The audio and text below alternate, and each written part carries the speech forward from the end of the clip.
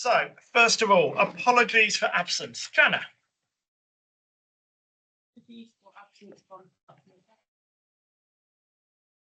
Sorry, Chair, I can't hear. Can you speak directly into the mic? We have apologies for absence from Councillor Zaka Chowdhury and Councillor Gerfield from Birmingham City Council and Councillor David Wilk from Sandwell Metropolitan Environment. I know we've had, yes, from Councillor Mo Hussain from Walsall, and was there one other? Councillor Singh can't be with us in person, but he is online. So welcome, Councillor Singh. Right, okay. Thank you. Which means that we're not Councillor Alden for lateness. Councillor Alden is in another meeting at the moment in the building and will be joining us as quickly as possible, which annoyingly would mean that we're one short of being quorate. So With Bobby or without Bobby? Sorry, Councillor Clement? Is that including Bobby? Yes, if Councillor Alden attends, then we're one short of being quorate, I'm advised. Because we need 14 constituent members to be present. So just hope someone who hasn't given apologies might actually turn off. Then Right, declarations of interest that haven't already been declared. Does anyone have anything to say? No, okay. Then item 3, Chair's remarks. The issue of a veterans bus pass, I think it was you, Councillor McNicholas, raised the issue of veterans bus pass at the last TDOS meeting. We got to ask the Mayor the question, are you satisfied with his response as far as we actually have a response? The answer is yes, but it'd be worthwhile for the minutes to state that with the opportunity of franchising coming forward, then there will be an opportunity to give consideration to that. Is that a fair summary from what the Mayor said? I think that is a fair summary, and I'm very happy for it to be written into the minutes. The other thing is that at the last meeting, we referred to, during the road safety debate, on several occasions, the word accidents. For the sake of clarity, we should be referring to them as collisions or crashes. So if we could just remember that, and indeed, I believe the police make it quite clear they are RTCs, road traffic collisions. So if we all remember that, and I think that's pertinent given that it's 96 days since Birmingham declared a road safety emergency today, from what I read in the Birmingham Mail. And that might lead on to other things later on in the agenda. Those are all the remarks that I have to make. So if we move on to item 4 and the 3 sets of minutes. So I'm going to say factual accuracy first. In terms of our meeting on the 9th of September, are we happy with the factual accuracy of the minutes? Yeah, okay. In terms of the factual accuracy of the joint meeting on the 23rd of October, are we happy with the minutes? Yes, Councillor Height. Recommendations, and it's page 18. Says members of the Sustainability and Accident Management Engagement Group to be kept abreast of the appointment of an active travel and parking commissioner. Up to yet, we've received nothing. I understand that the post has been advertised. I don't know what the job description entails, but at the minute, my Meg has received absolutely nothing about it whatsoever. And I just would have thought that we would have been kept up to date. Thank you for that, Councillor Hyatt. I think in terms of factual accuracy, that was what was actually recommended. I was going to take matters arising from the minutes in a little while. Thank you. So, but if I don't see anyone else questioning the accuracy of what was said, and thank you to those that have recorded our meeting so accurately. If we then go on to matters arising from set minutes and the action tracker. So again, I'll do it in A, B and C order. The minutes of the 9th of September, any matters arising from those minutes? Okay, excellent.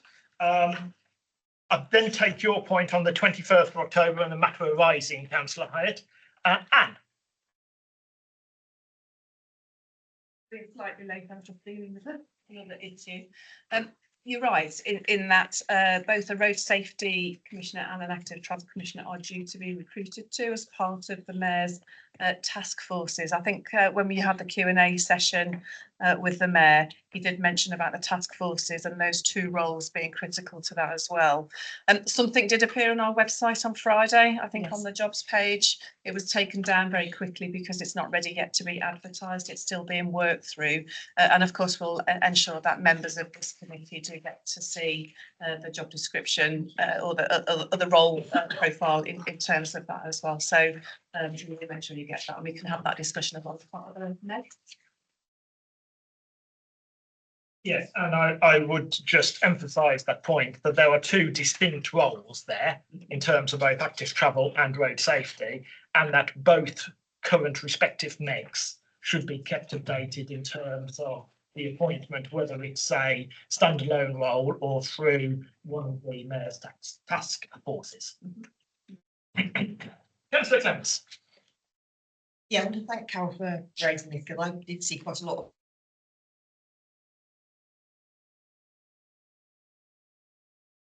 Anne, when you say that the scrutiny committee and the active travel and sustainable travel, Meg will see it. Are we going to see it in a stage before it's finalised? Because will we have any chance to actually input? Because I think a number of us, have got concerns about what the scope of the role is going to be and where it will fit in the governance. So it is due to be advertised at some point this week or next week. So I'll see if we can get that from the mayor's office to circulate around the scrutiny members as well. But it's coming from the mayor's office, so I just need to clear that through. Yeah, thanks, Anne. Right. Any other matters arising from the meeting of the 21st of October?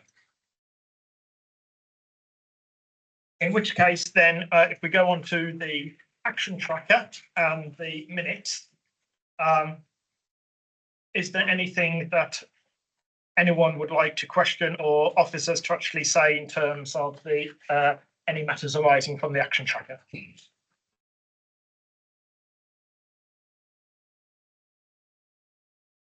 No? Okay. Excellent. Right.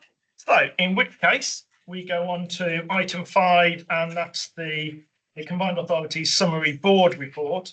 Now, because of how our meeting falls and how their meeting falls, we haven't got the board papers, but Anne has very kindly produced a summary of what is to be discussed, and for us to make comments and to feed in to that, I would suggest we don't comment in this section on ring and ride. That's on paragraph 1.4, because that is a separate item agenda later on in this committee. But any of the other board reports, I'd be very pleased to hear from. Did you want to say something at the outset, Anne? Just as else, we've had a couple of boards that have been cancelled, and there's a number of transport reports that are due to go on the 15th of November, and then a few others on the 13th of December around the bus stuff as well. I think the report just sets out in summary what each of the reports will cover, and I guess it's just if there are any questions from this committee. Some of them have already been discussed in detail at the member engagement groups as well. Nicholas. Thank you, Councillor Huxtable. A process issue, if I may. The items are underlined, but and this is me who insist on being able to have paper, but would it not be an opportunity to have links associated with each item so that members could actually read the full report, as well as having your very good summary? I think that'd be quite helpful. The full reports aren't yet finalised. They won't get published until Thursday. We've which is the normal timescales for reports that go to the Combined Authority Board. I think that's the issue that Councillor Huxtable was flagging, is that this committee is ahead of that, so you won't get to see the full reports until they're finalised on Thursday. I think the issue is, Councillor Nicholas, is that when we set our meetings, we were in sync, but due to the Mayor, as Anne has said, cancelling some, rearranging others, I'm sure for very good reasons, we are now out of sync, and I would like to, as far as possible, get back into sync. Agreed. So that exactly your point is that when we summarise the report, we can actually put a link or details of the full report for members to peruse, but we can't share something that isn't actually in the public domain as yet. Appreciating the point, nevertheless, there is a way of dealing with the matter so that we can't have sight of the full report. Yes, Can and we I ask officers to get us back into sync? We'll need to move by need, so if that could be done for the next meeting and so on. I'm very happy to try and get back into sync, but I do realise that we published our dates at the beginning of this municipal year, and councillors have put it in their diaries and have perhaps made arrangements based on those and based on anything. But I will see what we can do to get back into sync. But in the meantime, once the reports are published, I'm assuming that a link will be sent to all members of this committee sharing the full board report anyway, which you can, of course, make comments on for me to feedback at the board meeting. I think it's normal practice for all the board papers to be shared with Scrutiny. Yeah, Dan's nodding. So we will have that opportunity, but I accept it's not ideal no longer being in sync with the actual CA board meetings. Do you want to come back on that? Yes, I Councillor do, Nicholas? because it is far from satisfactory.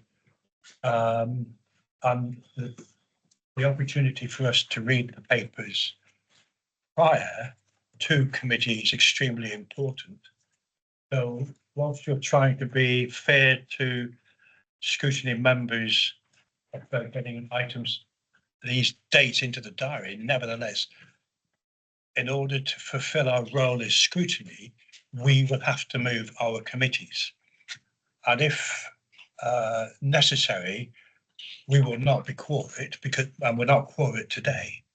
So, but it's important that we have the opportunity to input into committee and not be reliant on a summary.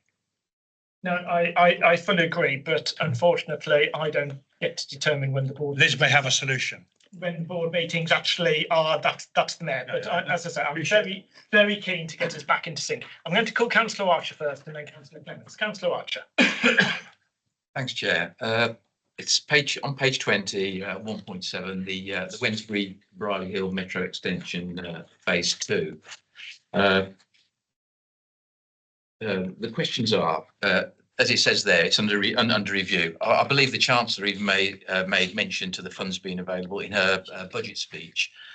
So my questions are, well, two questions really. Where are we with Phase 1 at the moment? That's the going to the waterfront, Merry Hill. And then where are we with the business case for Phase 2? And I would just add to that, as I said to Anne when we visited the Scrutiny Committee in Dudley, and what is the plan from getting to Stourbridge and actually providing that missing link as well. Anne. That's exactly the reason why I was slightly late coming into this meeting. So Phase 1 is actually taking the metro to Dudley Town Centre to Flood Street. So I think Phase 1 is that one. That's under construction and that is due to open next year. I'm actually doing a site walk tomorrow with the team just to review how things are going on that as well.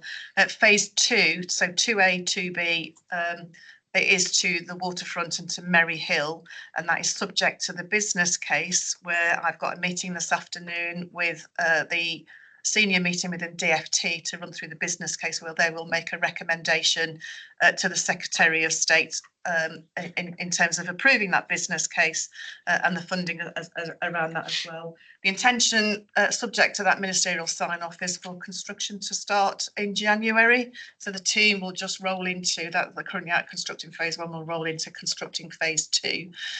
The final phase, which would take it to Brierley Hill, is not the subject of that business case. So Brierley Hill High Street, that is being worked through with colleagues at Dudley Council in terms of their emerging growth strategy along the corridor. As well, which will then start to look at build a different business case, particularly about the number of homes and other employment opportunities that will unlock as well, so that we can gather a much broader business case around those much broader outcomes within Brierley Hill as well. So Chancellor, you're right, she did say it, we weren't expecting that, I have to say, but she did confirm that obviously the funding that we'd previously secured as part of CRSTS was still available, but that funding is to take it through to Maryhill. But that is subject to the sign-off. In terms of the extension through to Stourbridge, obviously within the CRSTS programme, we've got a number of corridor studies, that being one of them as well, to sort of reintroduce that connectivity through some form of rapid transit, whether it's a metro or whether it's some other form of rapid transit is yet to be determined through the development of that business case as well. And I think that's also been the subject of member engagement group discussions as part of those. I think there's 6 corridor studies that we've got across the region at the moment as well.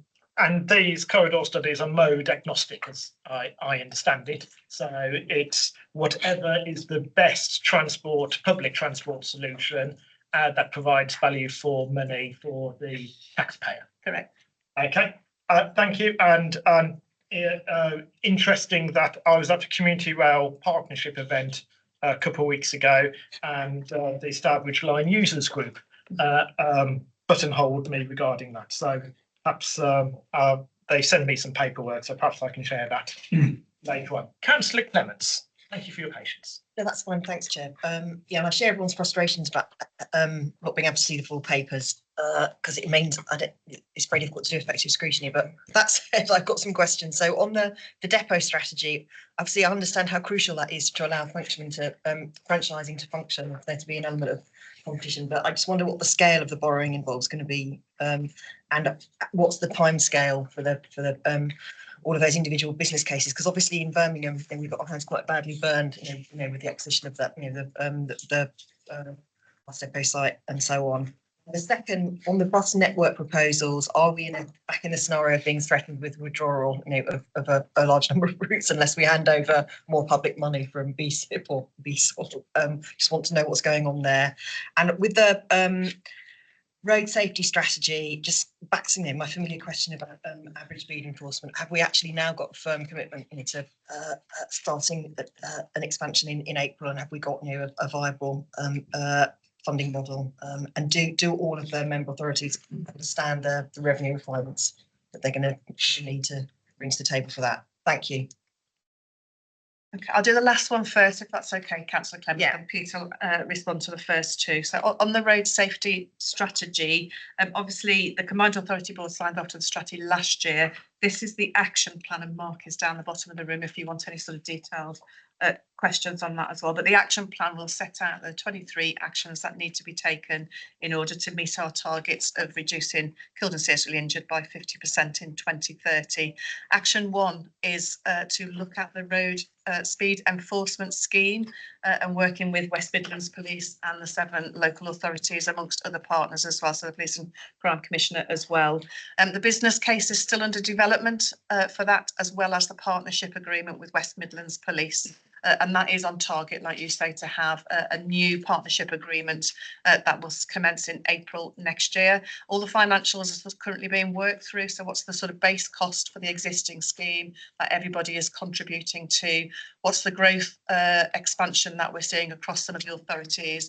I'm already seeing some extensions both in Coventry, Sandwell and Solihull as well this year, which are part of an interim agreement working with West Midlands Police as well. But that is in target to have both business case and what costs are required for the expansion of the scheme over and above what is currently costed in the current scheme, and then the partnership agreement to be signed off with all parties as well. And West Midlands Police are putting some revenue into that particular scheme as well. So we're still working through those financials. It might be worthwhile at some point through the member engagement group just to bring that covers the road safety, just to bring some of that further detail for members so that they can see where we are with that. Just to pick up the other two, Councillor Clements, in terms of the depot strategy, the costs of the strategy have been set out in through an exercise to assess based on the current depot locations across the region.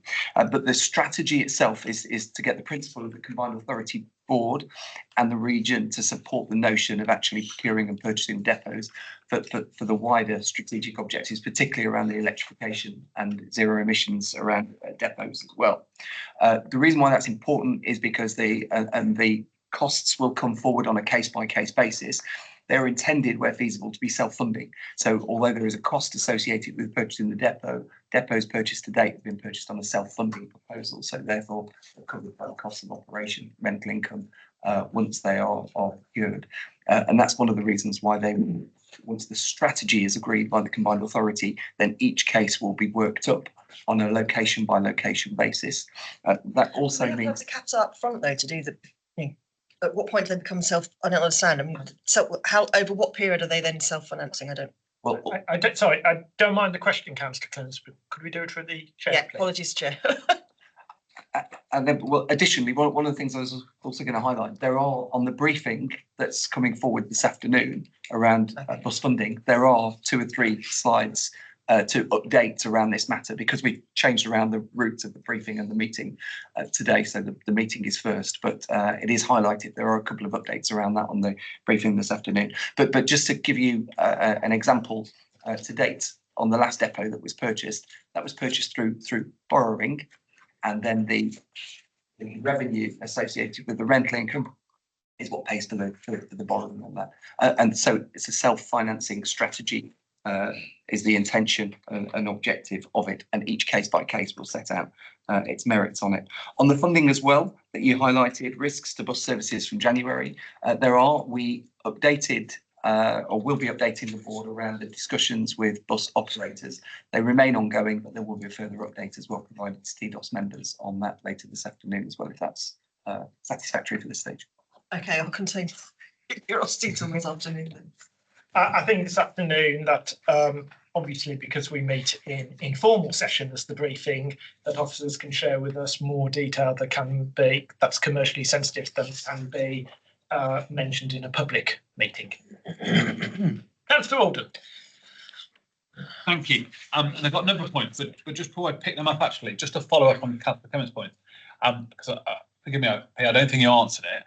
Over how many years does it take for the money to be repaid through the income we get from running the depot? That will be undertaken on a case-by-case basis. So that's not set out because the borrowing isn't set out. The depot locations are not agreed. The sites are not agreed. So each business case will come forward and that will set that out for each case on a depot by depot basis. So I think we should just be conscious about not saying they're self-financing then if we don't yet currently know how long it's going to take to repay. There's a big difference between taking 10 years worth of income to repay it and taking 120 years worth of income to repay it. So I think we should just be conscious if we haven't got the business cases marked up yet, we actually don't know whether they're going to be self-financing. Before you come on to your second question, Councillor Alden, just as a follow-up, as I understand it, the franchising which the bus depot strategy is part of is likely to be in 3 geographical phases, and that obviously we will look at each geographical phase relating to what needs we have in terms of that bus depot or depots serving that geographical area. Is that correct, Pete? In part, Chair. What I should also add to that, just so for the clarity, as has been raised here, is that the bus depot strategy is set out to be required regardless of the choice of bus reform, and that's for franchising. So the bus depot strategy is seen as required and needed, even in the event of a no decision to franchise. So therefore, and that would result in different directions and different options of where and how you locate the depots. It's also part of the reason for the individual business cases. And then probably just as the final follow-up to the first point, it might be worth sharing on the depots that we've undertaken to date. For example, they have set out a return period of between 10 and 12 years over the life cycle of the agreements. But they're only on the ones to date. That's not necessarily the metric that will be set out in future business cases, but if that's helpful context. And the second question, Councillor? No, that is helpful, thank you. And just a sort of a wider point on the depot strategy, which I'm going to make anyway. This is something that really does need proper scrutiny. As Councillor Clements touched on, Birmingham got very badly burnt in the purchasing of a bus depot. It's difficult to comment because I don't know how much detail the report will be going into or not. But I do think as this progresses, it needs to be done on a timeline that allows proper scrutiny of it in advance to make sure that the combined authority is protected, frankly. In terms of the wider point of the timeline of the meetings, I appreciate the mayor potentially wanting to delay things when he was new into post. But I do think there's a conversation to be had between this board and the mayor to make sure that there really isn't meetings being cancelled going forward. Certainly from the new year coming, the new local authority year, sorry, not the calendar year, there wouldn't really be any reason to be cancelling one of these meetings. So we could get a system in place where the timeline of the mayor's meetings and the timelines of these meetings are complementary. And I really do think we should be insisting the mayor then sticks to that. Because as I say, it won't be a case of when he's new and he's wanting to look at things differently. But if we're going to do proper scrutiny, as a number of other members have said, we've got to get that timeline in place. I wanted to also pick up on the road safety action plan, and this is something that's really important in the region. Particularly making sure there's proper enforcement of dangerous driving and street racing. Only this weekend we've had another incident in North Birmingham, 4:45 in the morning, a crash happening.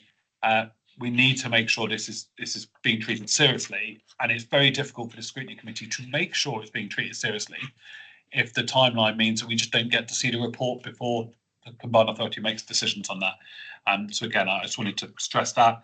And then around the bus network proposals, I was really hoping this committee would get an update on what the impact might be of the proposals to change the fare cap, because I can imagine that might have some impact on what those discussions are and what the network will look like from January.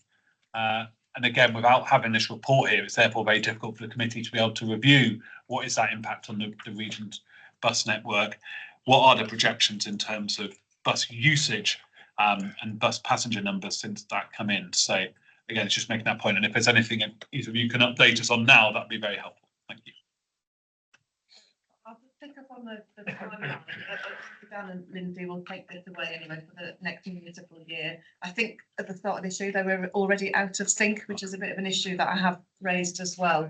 The last board was cancelled though because many of the reports actually require financial decisions, and we were coming up to a 1-year spending review with the government as well. So we wanted to make sure all finances were in place before we committed to any decisions financially, which hence why a lot of the transport reports have been deferred to November, and an additional board has been put in to December as well to continue with us. Questions as well. So hopefully that just explains a little bit. It hasn't been done just by cancelling for no good reason as well. I think on the fare cap, there is some information that we've just been assessing, having only found that out ourselves this week as well. We were expecting it to be removed completely, if I'm being honest, from December. But Pete, I don't know if you want to add anything. The only thing to share is that through the chair, through Councillor Huxtable, he'd already requested for an update to come to the briefing this afternoon. So a verbal update's been provided on that, while a written update is being instigated. Thank you. Right, any other members want to speak on this issue? Can't see any. Okay, thank you very much. So we now move on to item 7, which, sorry, ahead of myself, item 6, the financial position update, and Kate, which is a verbal report. Thank you, Chair. Yes, as we talked about this morning, there have been clearly no board since July. There is a full financial monitoring report that will be released with papers on Thursday night, Friday morning this week in there. So we've agreed just to give a small financial update verbally for their transport position. So the year-to-date revenue position is performing well against budget and have shown a small adverse variance of 0.4 million at the 30th of September in there. The year-to-date performance has seen savings against pay due to vacancies and external advice budgets. The most significant operational variance is in relation to the payments that we made to Midland Metro Limited, which is £1.2 million lower than budget due to savings that they've managed to secure, particularly on their energy contract, electricity contract, I should say.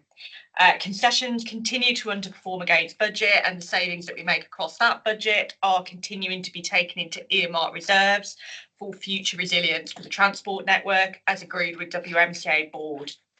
To date, we've transferred 3 million into that reserve. Within the report that you'll see on Friday, the Q1 or Q1 forecast will also be in there. That shows a very minor underspend against budget. So again, the position is holding well.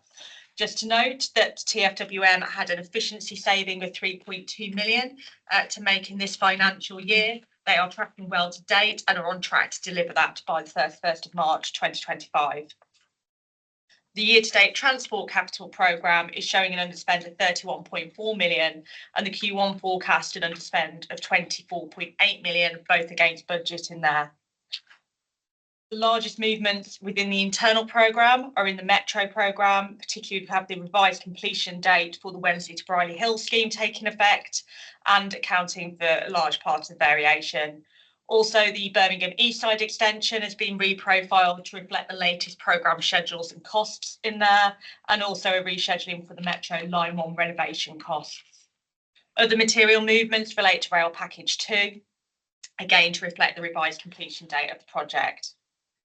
Within the externally delivered capital programme, so that's the programme delivered only by local authorities, CRSTS walking, cycling and bus schemes in particular are behind schedule, with outlined business case and full business cases submissions now expected later than originally anticipated.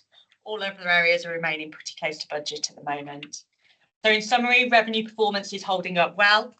In there are some issues with the capital budget being behind budget, but largely due to explainable variances. Thank you, Kate. And the proviso is that once the report is made public, that members don't have to go and search for it, but it is emailed out to all members so that we can actually read in detail what you just outlined in summary. Yes, I presume with Dan with the rest of the full papers. Sorry, I don't want to sound as though I've got up with my grumpy hat on this Monday morning, but I do think it is really difficult to respond to a finance report without seeing anything in writing. I think your presentation of it, Kate, was very clear, and I've got a few questions, but I just feel that I'm just being disempowered because you need to respond to a text. And I understand the timetabling problems, but it just makes this meeting a bit of a nonsense. I'm sorry. No, I'd wrestled with this, whether we have no information whatsoever, but because finances are so crucial, I suggested that we did a verbal report which set the context with the actual report to follow, conscious that we haven't discussed finances as part of this committee at all this municipal year, and that the Combined Authority Board hasn't met, as Kate indicated, since July of this year either. They couldn't receive a capital report. Had they met in October, then I suggest that they probably would have had that report and we would have actually been able to look at it. So yeah, we've written several reports this year. Indeed. So no, I take the comments on board, but I thought it would better to have something rather than nothing. Can I then ask my question? Well, Yeah. If you don't lose this issue, Chair. Yes. As you say, Liz, beg your pardon. You turn yours off. This is a fundamental principle for scrutiny. That we cannot do our job unless we have the papers for it.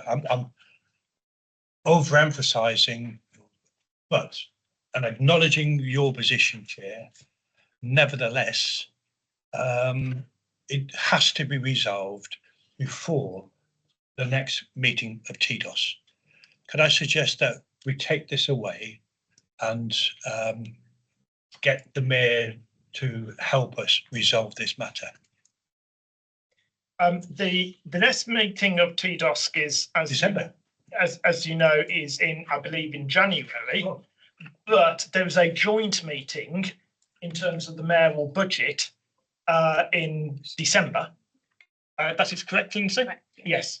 And there's a members' workshop in early December, followed by the actual joint meeting, I think, on the 12th, from memory. Correct. So I would be keen to actually have that in detail and for a discussion to be had there. But I need to talk to the chair of the ONS committee, who also, I believe, is waiting for that financial information as well, because there hasn't been a board meeting since July. I think that is one of our fundamental problems. So I accept all the points you make, Councillor McNicholas, but no, I'm very keen to get that information to members and for us to discuss it as quickly as possible. Now, I'm going to call Councillor Clements, then Councillor Alden, then Councillor Ward, then Councillor Akhtar. Councillor Clements. Thanks, Chair, to allow me to complete my point. So on the concessionary schemes, that there was an underspend. Is it particular discretionary schemes, or can you just give us a bit more information on that? Because I just have a general concern there. And then on the capital programme with the level of underspending, is that in line with your expectations, or what is the issue there? And then can you just tell us some more about the reprofiling of the Birmingham East Side Metro extension? Because there's a number of Birmingham colleagues on the table. We're very, very keen to hear that there's a robust funding plan in place for that, please. Yeah, sure. In terms of the concessionary, that is largely the English National Concessionary Scheme. It's demand-led scheme ultimately, so we pay on the basis of people who have travelled ultimately. So operators will provide the information in, and we reimburse them on the basis of that data. As you'll be aware, we have had underspend for a number of years within that budget line. In there have been changes in the reimbursement factor, so that actual underspend this year is significantly less than it has been in there. So, okay, that's really interesting, because I've had I know we've had the issue of demand not coming back after the pandemic and so on, but I just think that that's such a fantastic scheme for pensioners living in the West Midlands, given that there is actually a lot of public transport here. Should we be doing more to promote it, to advertise it? Because I just think that the fact that people have got access to buses, trams and rail here is just, if I compare to where my mother lives in a county which has got, it's got really scarce public transport, I just think we need to, should be doing more to promote that. I think the comments are noted. I think I would agree with you. It's a fantastic scheme that we can use it post 9:30 for rail and metro travel. And I know a lot of residents of the West Midlands take advantage of it. Would be interesting to hear what the communication strategy in terms of publicising that would be. Pete? Just to make you aware as well, we have at the moment a major campaign put together around the support for encouraging greater bus use and public transport use through the bus service improvement plan as well. So there is a dedicated fund going to support that. And actually one of the things we can do is then feedback on how we can build in or are building in that promotion of different groups, including concessionary travel groups. So absolutely noted, Councillor. Right. Thank you. I'm going to call in Councillor Alden now. Thank you. Just on the fact there is no written report for this item,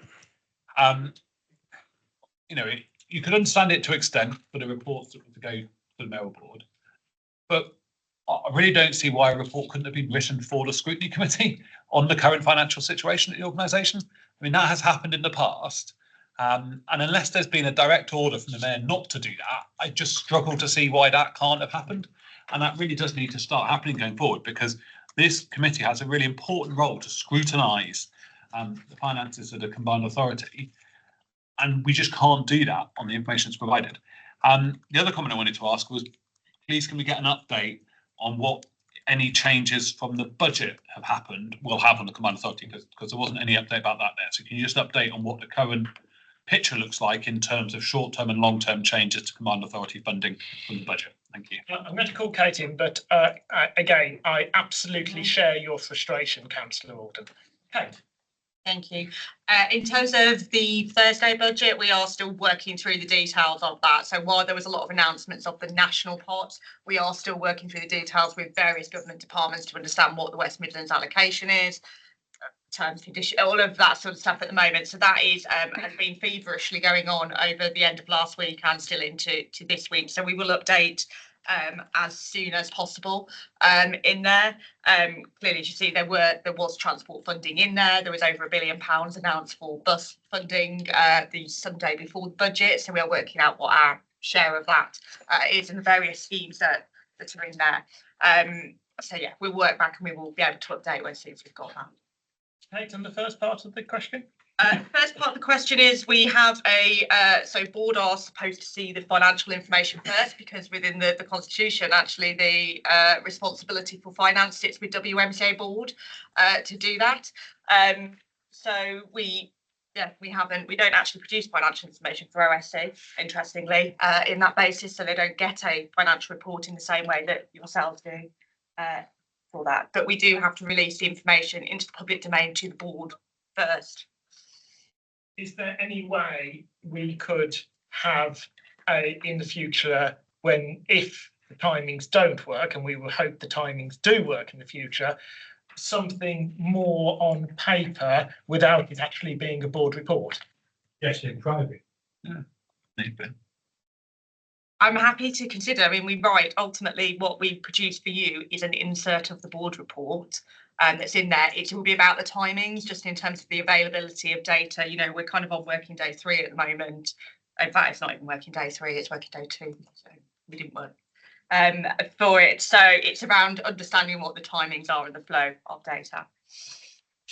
Sorry, Chairman. So just one follow-up on just very quickly. The piece of work you're doing reviewing the impact, can that get emailed round rather than holding off to the January meeting when it's ready? So I believe it is due, so I believe we're due to take it to mayor and leaders in private session in December, I believe that is now, early December. So we can certainly see that going that through. Councillor Ward. Thank you. First of all, there wasn't an answer given to Councillor Clement's question about the East Birmingham Metro extension. If we could get an answer to that, would be appreciated. Secondly, my question was also about the budget and the announcements, and indeed things that weren't announced by the Chancellor that sit in the budget documents that are behind her statements. If we could have a note circulated on what that means for the combined authority rather than just restricting it to TFWM, that would be appreciated. Well, first of all, let's take the Birmingham extension first. Anne. So the update on East Side Metro scheme is we're still in discussions with HS2 around the works that they have to do. If you remember, we are allowing them to build the station first, and then that section underneath the station will be built after they hand the site back to us as well. We're in discussions with them at DFT about the financial arrangements to do with that. Until we've understood that, we don't know what the full cost of finalising that scheme is as well. The business case has been refreshed and is still very positive for West Side for East Side, sorry, as you'd expect. So we're working through that as well. I haven't got any dates yet, but obviously it's something that I'm working through with the team here at TFW and also officers at Birmingham City Council as well. Excellent. And in terms of the extension to the extension, as in from Digbert all the way through to the airport. And that's one of the 6 corridor studies that I mentioned earlier. Indeed. Where are we with that? It was one of the 6 corridor studies that has been reported through to the MEG as well. That's probably one of the more advanced ones, I have to say. And I don't know the exact timelines, but we'll be able to get something to you just to update you as to where we are with that as well. That Sandeep is working on. Because I understand that it's a critical part of the East Birmingham inclusive growth strategy. Yes. Right. Okay. And the budget question, Kate? So we do have a note on the full budget, so I'll see if we can send that round. Yes, Councillor Wood. Just on the East Birmingham extension, then my understanding is that the station will be completed in 2028. So is the situation then that we won't see a tram with passengers on it in Digbeth until 29, 30 maybe? You're correct. Until they've handed the site back to us, we can't complete the extension. So passenger services won't start until about 28, 29. But if I understand correctly, Anne, we're looking to see whether we can start running it to the Clayton Hotel and actually do a turn back facility, so that we can actually get us as far as the High Speed 2 station, all but not through it into Digbeth. Is that a correct understanding? It's not something we're thinking about, it's something we're actually building. Right, okay. So, and yeah, that is due to open next year. Yes, so just to clarify that. Okay. Right, Councillor Upper. Chair, slightly we gone off the point, but let me say that as a chair of Finance Meg, I was also surprised because I know all my colleagues and including me, we want written reports in form of written reports in finance. And to be fair to Kate, always, since I've been here, since 2015, we always had written reports as far as finance is concerned, financial report is concerned. But I understand that you and Kate met together and you decided this time that it's not necessary because due to the dates of mayor's meetings. But sir, I would say that Kate did send me the verbal report in writing. That could have forwarded to our colleagues here. And I'm surprised when you met Kate, nobody informed me, you know, that was just your decision. It wasn't even, you consulted me. I'm sorry about this, and I apologize for my colleagues because we know the values of the written reports, because even this verbal report was sent to my colleagues in writing, they could have asked more questions or they could have had better understanding. So please do the courtesy, although I'm a very easygoing guy, you can inform me or tell me, right, when you do decide about these things. And that's precisely why I asked Kate to actually contact you and to keep you updated as the chair of the relevant Meg. But I re-emphasise the advice that I was given because I did ask for a written report. And I was advised that, as Kate has already said, that it needed to go to the board first.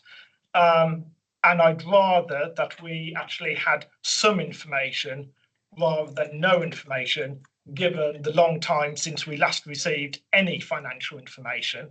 So I made a call. If it was the wrong call, I apologise, Councillor Akhtar, but this is exactly why I asked Kate as the Meg champion to keep you updated as that matter of courtesy.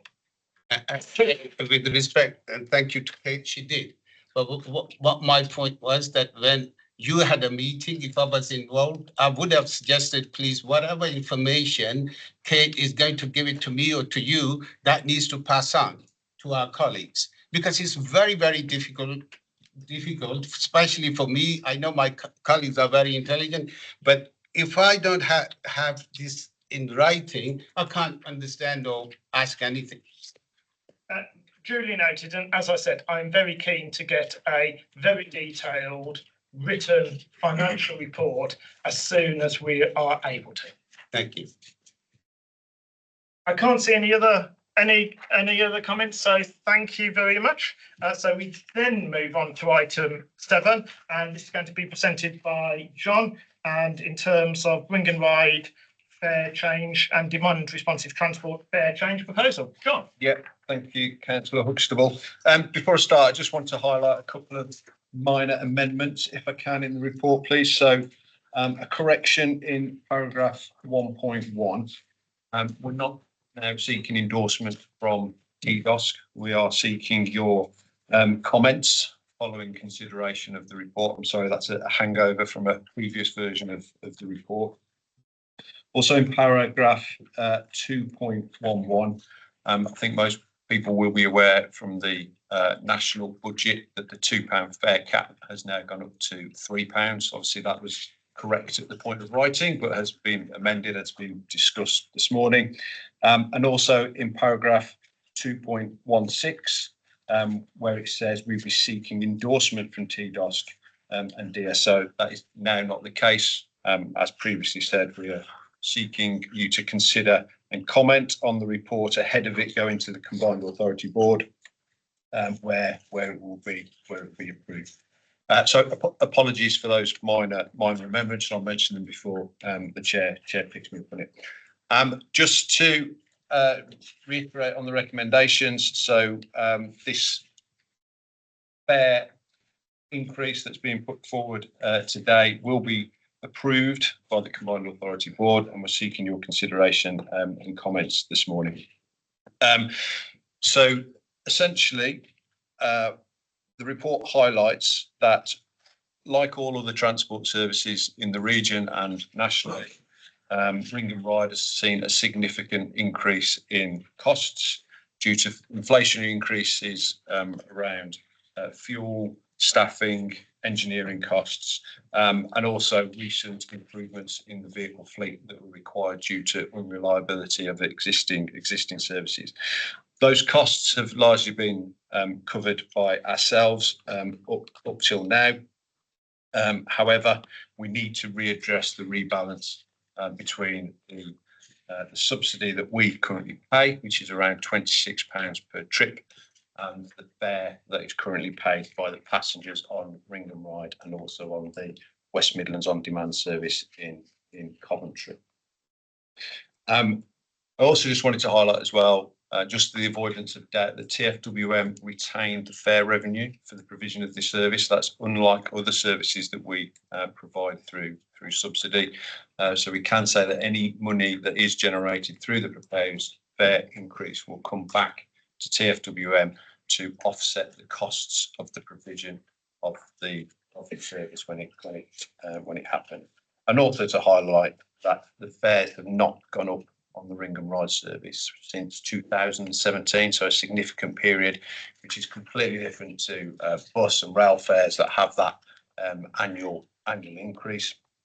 And the fare changes that we are proposing are broadly in line with what inflation would have been over that same period, and still remain measurable to similar services that operate in other parts of the country as well. So I'll leave it there, Chair, assuming everybody's read the paper and had the chance to do that. I'm happy to take any questions and queries. Sorry, John. Pete, I think wanted to just add something to the report. So I'll ask Pete first. If I could, because obviously there's got a lot of facts in there. I think it's just also worth highlighting from the report perspective, though. This has also been about the consideration of how we can secure and maintain the continuation of the existing Ring and Ride service, and to ensure that we can deliver.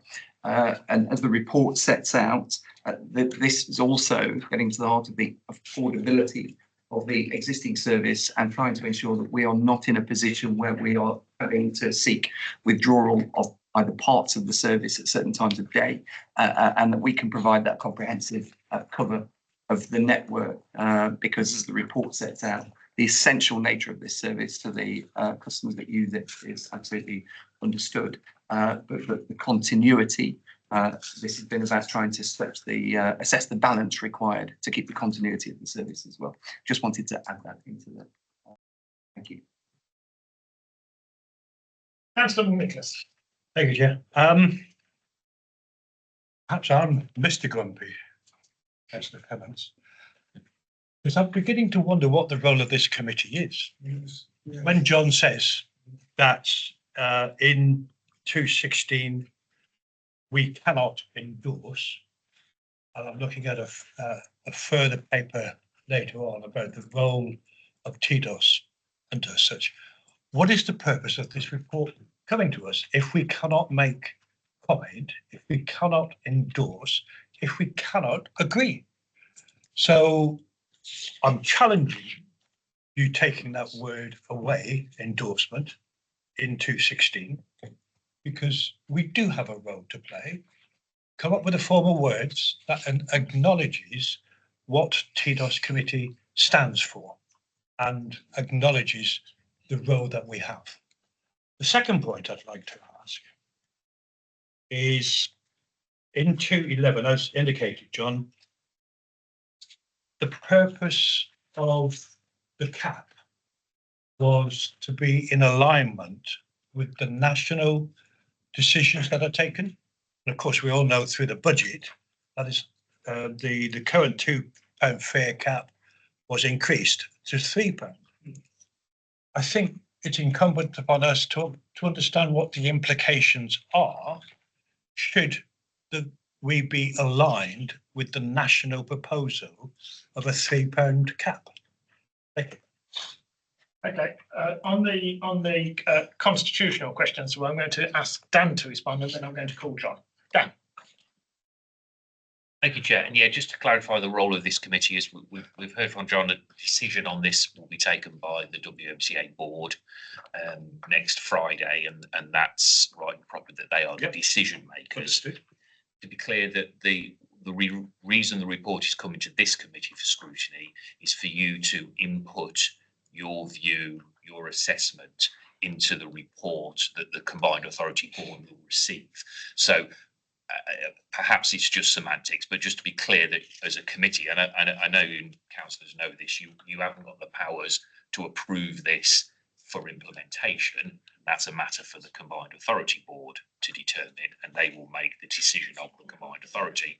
But what you absolutely have got is an opportunity to give your perspective, your comments that can help then inform the Combined Authority Board when it makes its decision next Friday. And I would just add to that in that the recommendation number 2 is for consideration and comment, and that at the board meeting, I will ensure that comments made by this committee are reflected before the board actually takes that decision that Dan has actually outlined. And I see this as a valuable role of this ONS committee, that we feed into that process. And of course, the one advantage of having this meeting now is that we can make our views clear before the report is actually finalised on Thursday. So I would hope that officers would take back in a written format a summary of the comments made by members of this committee for consideration by the board at their meeting on Friday week. John, you wanted to come back.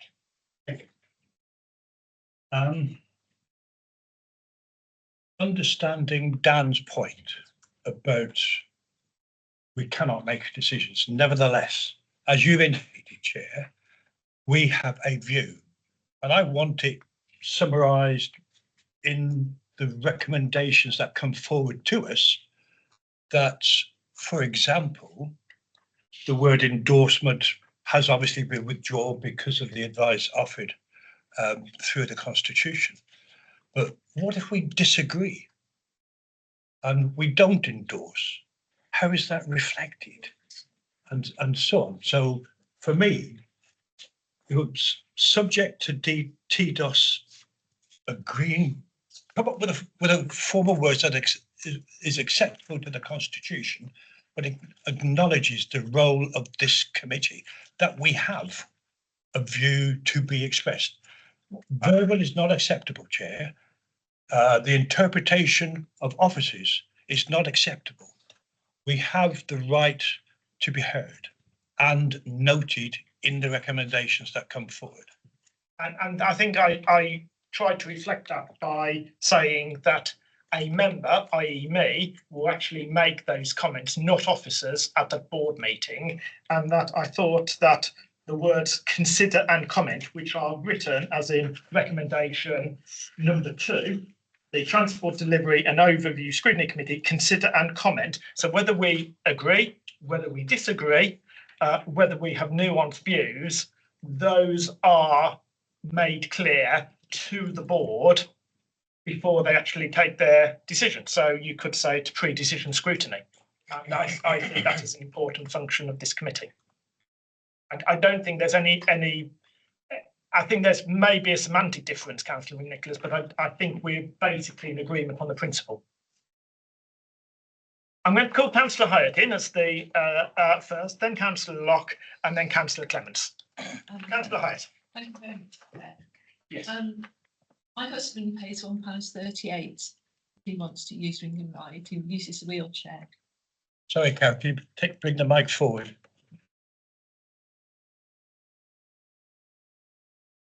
My husband in a wheelchair can pay £1.38 and use Ring and Ride as it stands at the minute. If he wants to, he doesn't have to pay anything to get on an ordinary bus because he has a concessionary bus pass. There are no concessions on Ring and Ride. Therefore, it is essential that we do not charge £3 because we're not comparing apples with apples. We are on a normal bus. We have a safety net for those people that can't afford. We have concessions for people whose income is not as big as it might be if they weren't disabled. Ring and Ride needs to be benchmarked with similar services elsewhere in the country.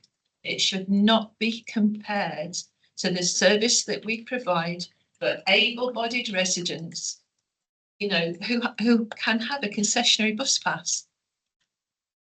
At the minute, we provide concessions for people that need to go to work, for people who are elderly, for people who are disabled. But the Ring and Ride service, you pay a flat rate. Now, I understand that in my little bit of the world, the people who use Ring and Ride might not be a reflection of everybody that uses Ring and Ride. But when I've spoken to the people in my ward specifically, £2 is fine. Tilly that came and spoke to us on our bus passenger name. First it was called then about active transport. She actually said they could afford to pay more. And the reason why is because if you journey on Ring and Ride, you're not using it daily usually. You're using it a few days a week, maybe even just once to go to the supermarket. So in her opinion, and in mine too from speaking to residents, people could afford £2. So I think we benchmark it with other similar services, but please do not benchmark it with the £3 statutory bus fare where there are concessions. But yes, I think before I call John in, I think I want to make it clear that we're not proposing that it's benchmarked with the £3 bus fare cap. It is sticking at £2. The only thing that has changed since the report is that the national bus fare cap has been raised to £3. But as I understand it, we are proposing only that too. Is that correct, John? That is correct. Chair, I did realise that, but it was in response to the point raised by my honourable colleague and Councillor John McNichols. Yes. I just wanted to put that in a broad, in the context of the reality for passengers. Okay. Yeah, if I can just Yes. come back on that. So absolutely right. Not proposed to get to £3. It's £2 for that basic move. If you go to Appendix 1, though, it does give the list of the other fares and the moves from what it is currently to what it is proposed to be. I would also make the point as well, as we've detailed in paragraph 2.14, I think it is. I think all members will be aware that currently looking at a revised target operating model for Ring and Ride. So Hyatt, it's been through your Meg when you were chairing, and it's been to Councillor Nicholas' Meg as well.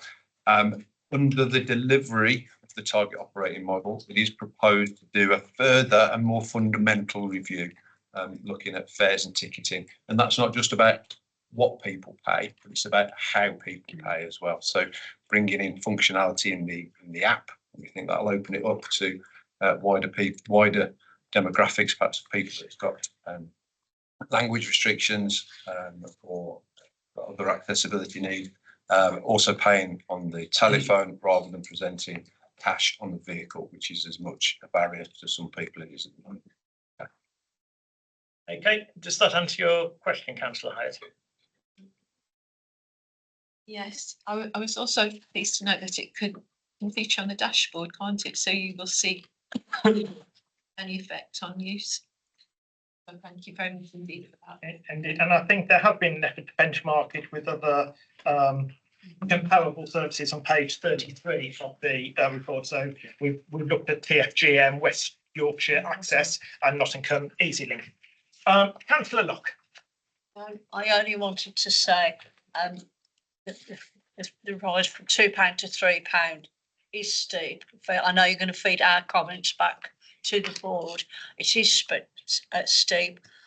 Maybe a suggestion about look at Manchester and what the mayor in Manchester's doing. You know, I'm not saying our mayor can, but it is, you know, things are tight and people, we need to encourage more people to use buses as that we can. And perhaps you might want to ask the mayor that question directly at the mayoral Q&A on the budget in December, Councillor Locke. Okay, thank you for that. Councillor Clements. Thanks, Chair. Just quickly on the drafting and the word of the use endorsement, I'm probably I've cheered up a bit because I just think that was just a mistake, wasn't it? Because I mean, in governance terms, we would never have been asked to endorse this. So it's something that probably should have been spotted before the report got onto the agenda. But I absolutely, you know, take that in good faith. And for me, you know, Ring and Ride's a really important service. I get quite a lot of casework about it.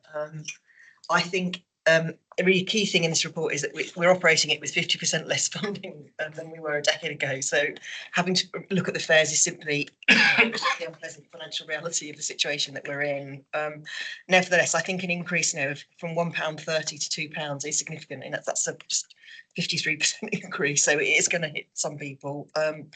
But if it hasn't gone up since 2017, you know, I can understand the explanation. And I've looked at the appendix, and it does, you know, and there is no comparability with those other areas that Tim's just listed from the appendix. My concern, and I'm glad to hear, you know, about the review work that's going on, because I've had some points raised to me about how easy it is to actually book and make a booking, and particularly for groups. I've got an older people's day centre run by a church in my ward, and they've had a number of difficulties getting their service users to the service, and that's actually had an impact on their viability. So I think we need to just look at some practical matters. And if yes, some people will find it easier to use an app and not use cash on the bus, but other people may struggle with that. So I think at that point it would be good to have, you know, some maybe a session with stakeholders, anyone else, you know, members of the community who actually use the Ring and Ride service, because it's absolutely crucial and it has a big social benefit. Thanks very much. Thank you. And again, if the relevant Meg wanted to do that piece of work, I would very much encourage that. John.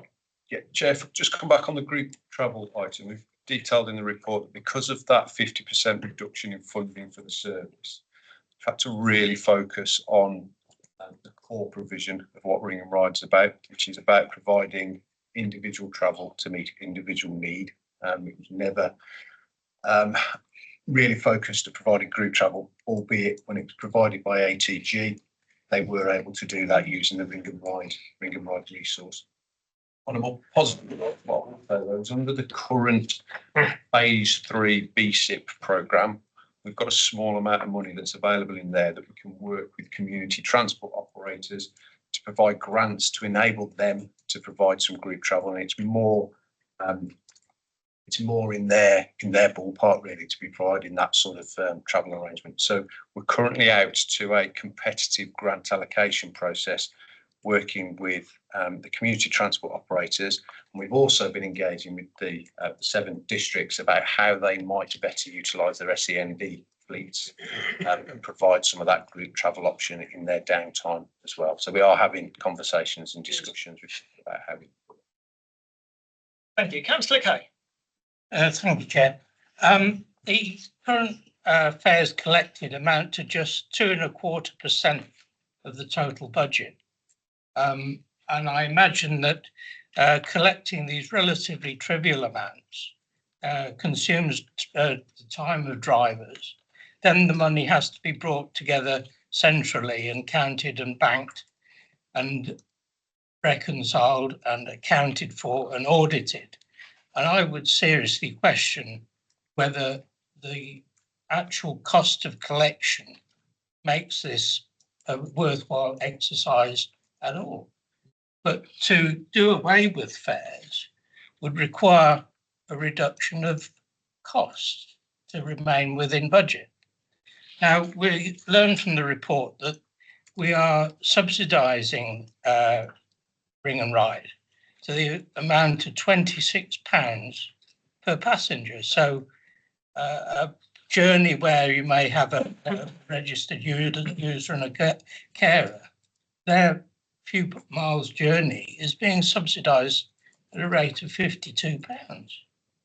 Now, I'm aware that Uber operate a service for wheelchair users in London, and rather than using the gas guzzling minibuses that we use, Uber are using adapted vans, light vans, which presumably are not only cheaper to run, but they have less carbon footprint and are easier to park.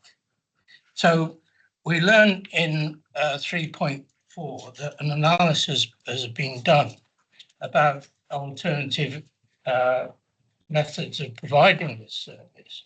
I feel that report ought to be brought into scrutiny so that we can understand why a service costs such a phenomenal amount of money. Thank you, Chair. Thank you. Yes.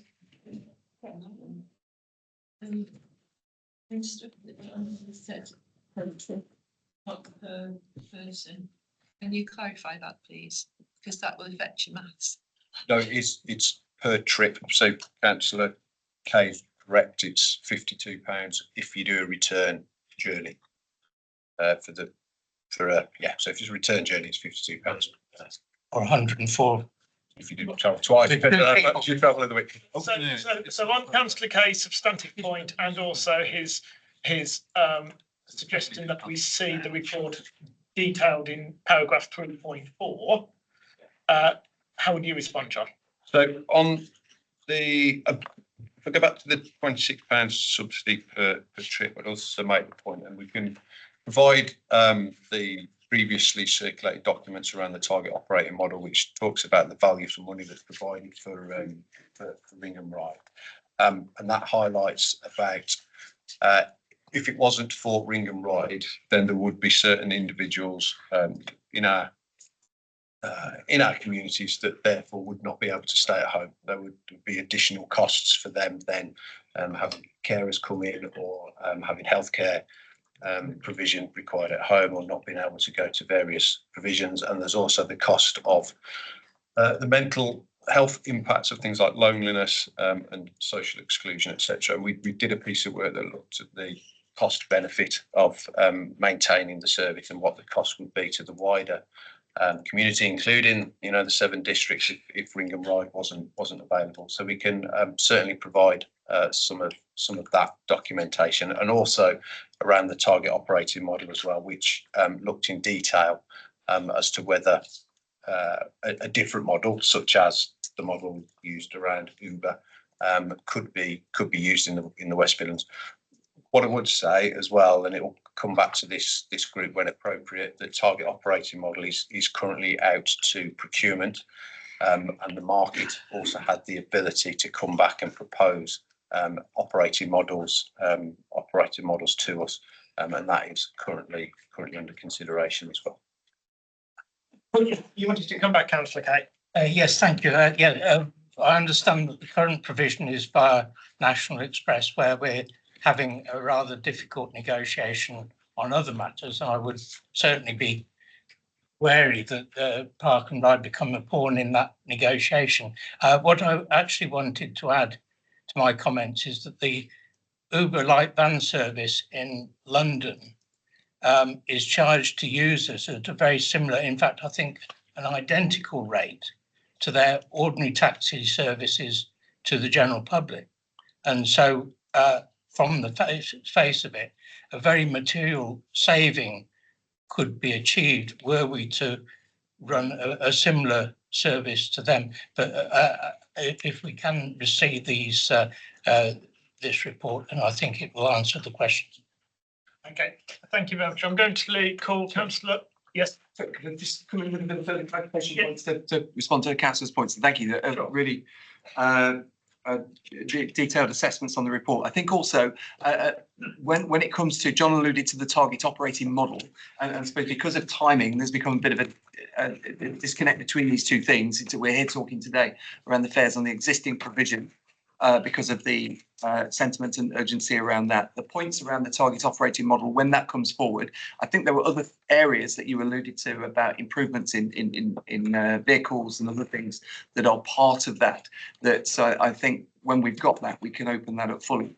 The key point around assessing the cost of providing alternative provision, also through the target operating model, is when you look at, whilst the numbers of trips that are made, there's also the eligibility of people from across the region, and the eligibility criteria for this is significantly higher than those levels of using it. And one of the assessments that's been made is then if you provided alternative provision, either whether it be through Uber or other taxi provision, you would actually then see a significant increase in the demand associated required to provide that. And that's where it was perceived that it could end up costing the authority significant amounts above the levels that we provide today, because you've still got to create the policy provision for everybody involved. So where we focused is to make efficiencies through the new target operating model in the existing. I think also to the point around fares and fares collection, that there is also something in ensuring that whilst those fares are collected, and that trying to work through the target operating model to minimise the impact of that on the service, but also that it has a value to customers as well. One of the things that when the fares were introduced did change significantly were those levels of trips that were previously booked and then cancelled at the door. So actually, because there was nil cost attached to it, then actually there's a lot of booking provision whereby then that didn't follow through to delivery of service because people would cancel it at the door, and then that didn't have necessarily any financial or impact associated with it either. So there are different elements, not just the financial, in terms of the service provision that have been provided. And once we get to that target operating model, we can share a lot more of that information with all members of the committee. Okay, thank you. I'm going to call in Councillor Alden, then Councillor Akhtar, and Councillor Thames. Councillor Alden. Thank you very much. And we've heard a real interesting range of opinions, actually, both around different types of operational models, the impact on residents of any fare increase, and the impact on other public services, particularly the care services, for instance, if residents are priced out of being able to use this service. And the reality is, whatever form of wording is being used in this report, under matters for consideration, section 2, we are being asked our views on increasing fares. That's under 2.4. So, Chair, I suggest we ought to actually pass a motion saying we do not endorse any fare increase on Ring and Ride until Scrutiny has had a chance to properly look at any impact assessment of this, because there isn't an assessment in here on how many residents would no longer be able to use this service. How will those residents be affected? Is it actually affordable? We might have a situation where you put up prices and find out we lose more money because so many people stop using it. Without that proper assessment, I don't see how we can actually realistically endorse an increase of fares on Ring and Ride. Thank you. Thank you very much, Councillor Alden. Can I come back to? Happy for you to take the comments and take the views that the other members that have indicated speak. So, Councillor Akhtar next. Chair, as far as I'm concerned, as a lot of colleagues pointed out, this is a crucial and essential services for very vulnerable people, and those very people cannot use public transport, main public transport. That's why we have this service, and that shows, that we are compassionate society. Otherwise, it seems that we know the cost of everything and value of nothing. But John, sir, my understanding is that you have mingled two services. True? Yep. Right?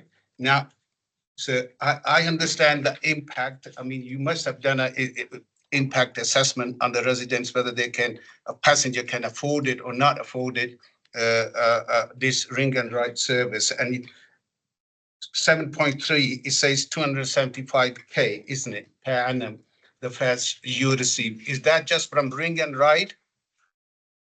Yes? That's from Ring and Ride, 6 districts excluding Coventry, plus the money that we get in Coventry, which is co-mingled service, which is Ring and Ride, plus the demand responsive traffic. Right, sir. Now that the West Midland and demand for as Coventry is concerned is well used, and I think below, the standard price, because if you take a taxi, I think it will cost a lot more than compared to Midland on demand. So is it possible we can increase bit more on that side? Because that is almost like a taxi. That is a service provided, you ring and you walk few meters and they pick you up. So I think if we have mingled these two services, why not just go slightly higher on that side to compensate this side? Yeah. So firstly, we've got, sorry, going back to Councillor Oldham's point, we have done a equalities impact assessment of the fares increase. We haven't gone into a huge detail around the figures and particularly elasticity in demand, largely because the service is so over prescribed that sounds slightly callous, but if it does offset any trips or people decide to travel less, which is probably the most likely, there are more people then that would have a greater opportunity to be able to travel and come and use the service. And you are right, Councillor Akhtar, the fare provision in Coventry is very favourable when compared to using taxi for mainstream providers, as it is for Ring and Ride. I suspect, however, they might be slightly more price sensitive for some of the trips that are in there, and I think if we did increase costs above what we proposed, we may see some people migrating away from using the service, which arguably might open it up to more Ring and Ride users, but doesn't necessarily deliver the objective of the scheme. What we are doing with Ring and Ride, though, is where we are identifying trips with DRT, where we're identifying trips that people could make on a public bus service, such as Coventry Station into the city centre, which seems to be a big draw for DRT services. We are encouraging people to use the bus rather than DRT, and that's where I come to when I said we were looking at the fares and ticketing policy, is to think about actually is that a step we could take in Coventry to encourage more through the charging structure.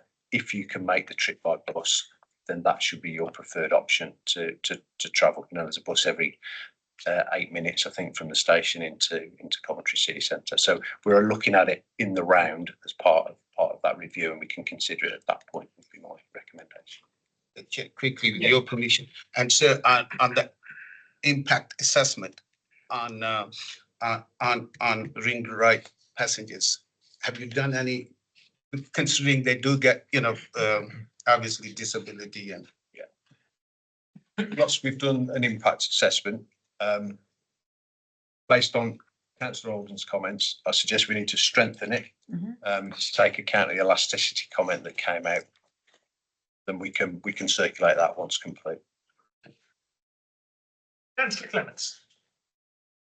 Thanks, Chair. So actually that exchange between Dawn and Purvis has answered some of my questions, because to be honest, I don't really know much about the demand responsive transport pilot in Coventry, but I'm very interested in it as a way of delivering public transport. And I'm just wondered, what is the typical profile of the people who are using DRT in Coventry? And then I'm then looking in the appendix at the proposed increases in the fares, and once you get to sort of above 5 miles, they are quite significant increases in fares. And again, that comes back to the question about have we assessed the impact? But I just think for a lot of our big estates on the periphery of Birmingham, for example, this could be a really good model for delivering transport to vulnerable people. But I just want to know what we have learned from this pilot. So I generally would welcome a report breaking some of the usage down and giving us some of the lessons learned either at the Scrutiny Committee or in one of the MEGs. Thank you. John? Yeah, the DRT service in Coventry, the mainstream service, the demographic of the users tends to be students at this moment in time. And that's predominantly because the original service was set up in and around and with the support of Warwick University. So a lot of movement between the residential areas and going into the various campuses. I have to say their funding has now dropped away from contributing towards that service. So we're picking up the full cost, but the legacy of that is the demand continues to be there for students.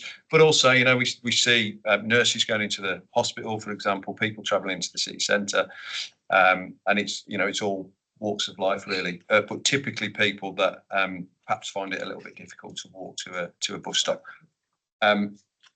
We can provide some figures on the demographics, and actually a lot of that is captured in the work that we did around the target operating model. So it will be hopefully answered in those reports when we circulate those. Chair, can I just say thanks? That explains, because I was just a bit mystified, because I've been to various, you know, like things at Warwick Arts Centre and seen the buses on the university campus, and then just thought, you know, well, are there anywhere else? So it's fascinating to know that the students are using it. So hopefully that's, you know, a good sign that they might carry on using public transport in their adult life. I think everyone who's indicated to speak has spoken.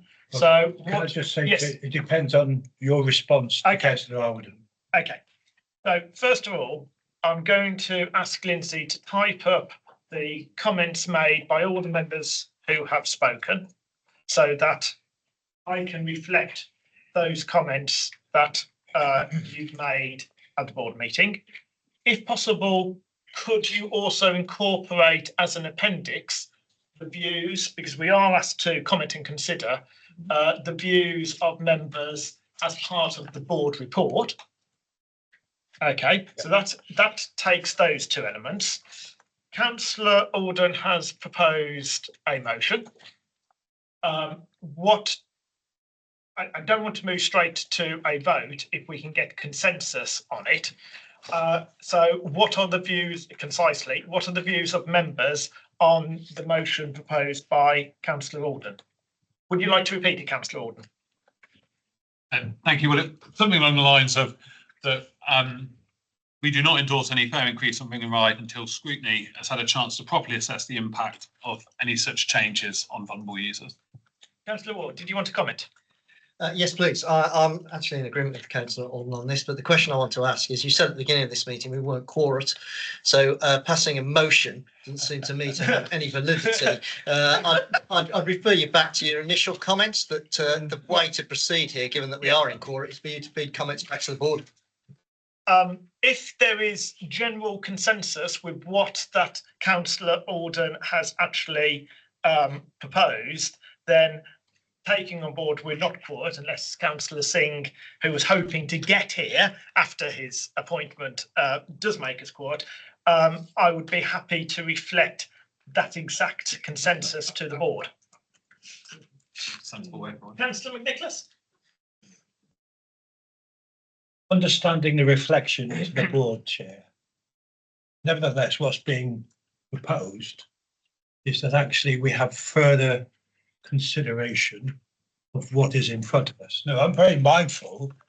We've got a former PTA, LTA chair in the room who was very strong in his support of Ring and Ride.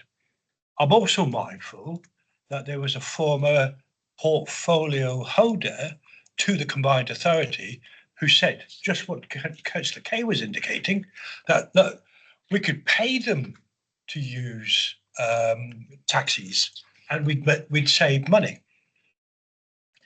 Wait a minute.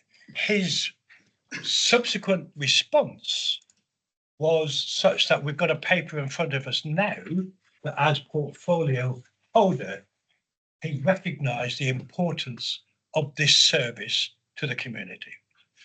So if people who were diametrically opposed to this service changed their mind, I think it's incumbent upon us to have further consideration of what is in front of us. And yes, you can reflect those views, but I think we ought to have that opportunity of debate and acknowledge the history of the Ring and Rise service to the West Midlands in that to inform that debate. So I think, as Councillor Wood, I'm supporting what Councillor Alden has said. I don't know what it does to us in terms of when would this paper be considered by combined authority? Is it when? January? No. Friday week. Yeah. Friday week. It was impossible then, isn't it? Well, it's impossible, Councillor Nicholas, for us to have further debate. It is not impossible, and indeed entirely possible, for me to reflect the sentiments of the motion proposed by Councillor Alden and supported by, as I understand it, Councillor Ward and yourself. So I think that is the best way forward. Have I got the agreement of committee? Agreed. Okay. choice. Change the waste what we've done anyway. Change the waste what we've done. Kate? Thank you, councillors, for all of the comments. And I think, having heard the comments that are made and the requests for further information, then it would seem not the most sensible thing for us to then take the report to the Combined Authority Board 1 week on Friday, to then have the board report then ultimately the advocation of changing. So I think actually the request for information that's been provided here is what we should be providing back to the committee, and then looking at a review timetable to then take back to the board with the relevant answers to the questions and the committee's outcome from that. So that would be my suggestion following your. Okay. Are you basically saying ask the board to defer consideration of the report? We would look to defer the board report pending the information that's been asked for today. For January or That's something. very helpful. Thank you. Councillor Ward? Well, that was the point actually about that this board doesn't meet again until January. So does that fit with the cycle to allow a report to go to the next CA board meeting? Otherwise, it does seem to me to be a long delay. We just have to, I'll have to take that question offline and review that. Chair. Quick question, is the board meeting in December actually happening? Yes, okay, fine. Okay, it might be that we might have to schedule another meeting then, but our request, just to clarify, so that as a committee, we can seek consensus on this. We are asking the board to defer consideration of the report for further information. Further information to this committee, yes. Yes. Councillor Locke. You know whether to suggest, just a suggestion, don't shout, maybe have a special meeting, maybe on, with the suggestions and everything, and then. I would never shout at you, Councillor Locke. Thank you for your suggestion. Let us see whether we can actually fit it into the timetable. I think. Okay. Bring them in twice. Okay, so I'm keen to move on because we've got half an hour left of our meeting to give us a break before our important briefing on the future of the bus network. So moving to item 8 and Mark, the strategic operations dashboard. Thank you, Mark. Thank you, Chair. Good morning, everyone.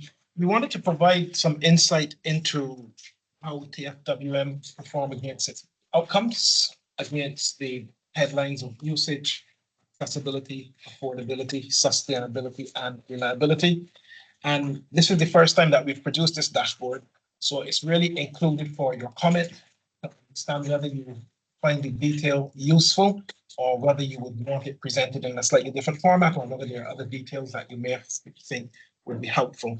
So what we've produced is a report with some narrative against those areas within the dashboard where performance have worsened over a particular quarter. And whilst I'm not going to go into all of them because I don't think there's enough time to do so, there are some of them that I think are worth pulling out. So in terms of usage, we have highlighted the worsening performance around Metro in quarter 1, which was mainly affected by the bridge works that we had in Sandwell. And also I would jump to 2.2, looking at park and ride performance, where we've had a number of issues around park and ride post-COVID. There are some park and ride car parks that have rebounded quite well, but we are also seeing some of them that are not performing in terms of pre-COVID numbers. There's no performance on affordability. Within the back of the dashboard, you will see where the sources are for all of the information that is related to the dashboard. And we felt that that affordability metric is more likely an annual one to be reported. So that's why that's being discounted here. I would draw your attention to reliability, particularly around rail, where we had some real disruptive elements in Q1, mostly relating to the Hereford line and the Snow Hill line. Some of that relating to driver unavailability, driver sickness, some issues around new trains and doors. And we do have a 2.7 ongoing issue around delay, which is mostly around overhead lines and condition, but Network Rail have stood up a task force to help address that specific issue. On safe, we've identified where we are in regards to road casualties in terms of 22 and 23. And just in terms of where we are at the moment in the West Midlands, we've had 39 fatals up to the 1st of November. And the final point there around public transport crimes per 100,000, we saw a slight increase from 2 to 2.3 per 100,000. So that's where we've positioned the report and the narrative. Hopefully the dashboard is helpful, but I would welcome your comments on any aspects of it. Thank you, Chair. Thank you. And before I ask for comments, all I would say is that if you are a Scrutiny MEGS champion and would like to delve into any greater detail relating to your MEG, then to contact Mark directly. His contact details, well, up front. So I've got Councillor Ward to indicate first. Thank you. I've just got a couple of questions on the section on safe within the report. First bullet point in that section is reported road casualties, which are up from 22 to 23 by just short of 10%. Bearing in mind that the combined authority is about to set itself a target of a 50% reduction in road casualties by 2030. I'm not sure against what baseline that 50% reduction is. I suspect it won't be against this year, probably before then. However, it does seem that that is swimming against the tide. The question I wanted to ask is what on earth is going on in Walsall and Birmingham that has led to a 73.9% increase in car occupants being involved in Walsall and a 23.8% increase in Birmingham? Are these one-off events that have skewed the figures for this year, or is something more fundamental happening there? The second bullet point is on public transport crimes per 100,000 journeys, where we're told there's been a 15.6% increase between Q4 of 23-24 and Q1 of 24-25. That seems to be a big increase just across one quarter. The second sentence says recorded crime on passenger transport remains stable. Seems to conflict with the first line of that paragraph. I can only assume that that second sentence, recorded crime on passenger transport remains stable, is making a comparison over a longer time period. That's the only way I can reconcile the two statements. But again, it does seem to me to be quite concerning that there's been a 15.6% increase across just one quarter. Yes, stable from the point of view of we broadly fluctuate around 2 per 100,000. So this particular increase of 2.3 is just around the general area of reporting that we would normally see on public transport. I think it's important on this specific point to recognize that we have our transport safety officers who are across the network. We have our CCTV suite upstairs, and over the last 14 months, they have been responsible for over 300 years of imprisonment through what they're seeing across the network. It's difficult to be everywhere, but I think the team are doing quite a tremendous job within the resources that we have. And once I accept the point that the phrasing perhaps could have been better, it broadly falls within what we've seen around 2 to 2.3 over 100,000 journeys. On your point about baseline on road safety, the baseline is from 2015 to 17, and that is starting at 1,049 KSIs. We are actually right back at that point now, having had a period of sustained decrease over the last 3 to 4 years post-COVID, but we are now seeing an increase. So we're actually right back at 1049 in KSIs over the last year. And crimes per 100,000, this is always going to be a little bit of a fluctuation for us, as I mentioned earlier. So we will continue to review it, and hopefully if this is an area of importance, we will keep it within the report and keep a track of how it's viewed over the course of quarters moving forward. Walsall and Birmingham? Walsall and Birmingham, they do stick out in terms of the numbers, but I think broadly speaking, this is in keeping with the trend that we are seeing across the network. I've just mentioned that we've got 39 fatals so far this year, and within Walsall and Birmingham, they stick out because of the car occupancy metric. We're seeing a lot of issues around car drivers and car occupants in the fatal statistics, and in those two areas, there just seem to be a particular issue that is happening at the moment. We haven't quite gotten under what is the specific issue, but car occupants are standing out in Birmingham and Walsall at the moment. It's a huge increase. Both, I would argue that Birmingham increase to 23.8% is a huge increase, but the Walsall one, surely there must be something going on there that we ought to be getting to the bottom of. And we will, and I'm happy to bring a subsequent report on what that particular issue was, just to provide a bit more clarity. Councillor Kane. Thank you, Chair. I note the increase in bus passenger journeys.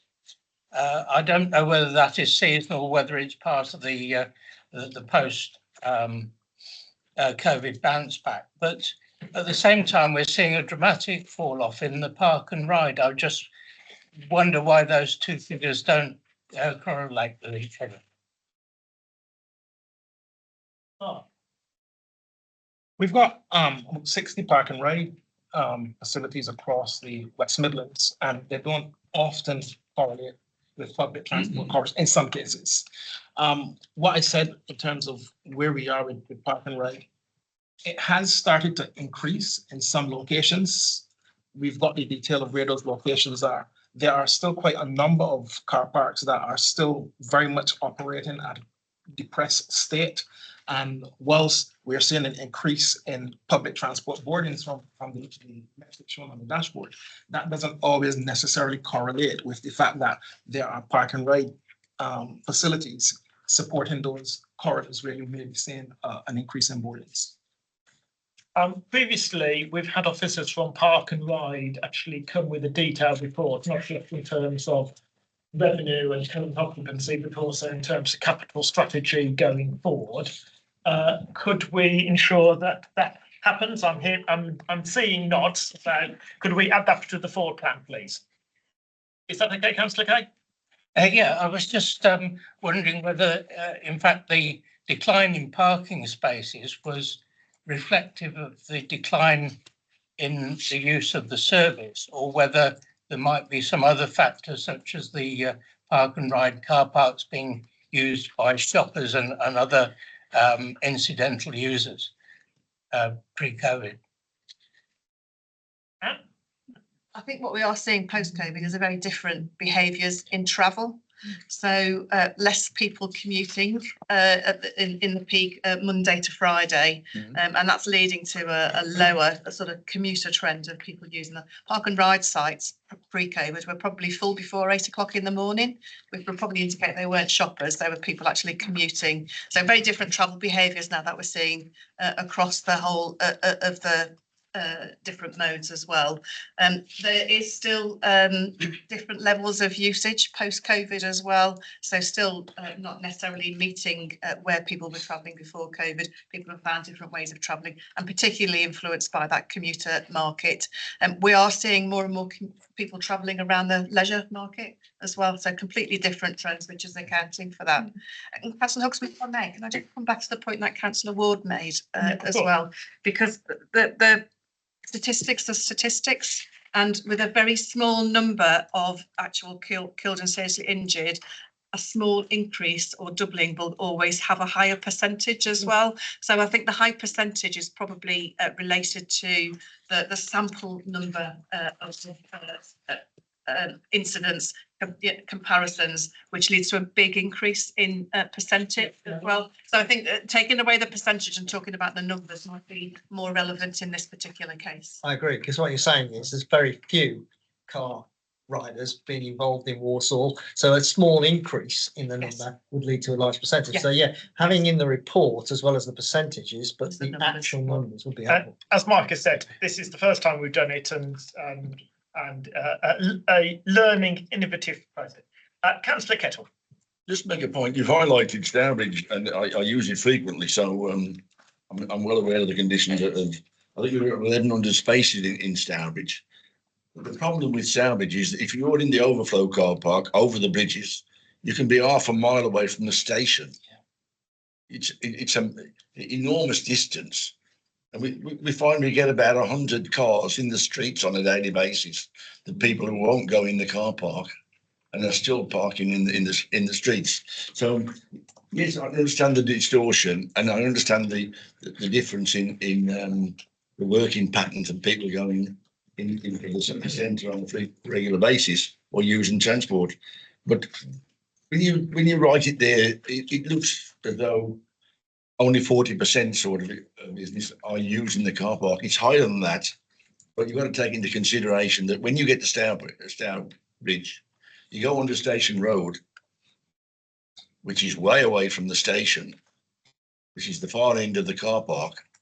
If you park out there, I mean, I've seen it happen where people have been exhausted dashing for a train. It's so far away. So, you know, the shape of some of these car parks and their unpopularity should be taken into consideration.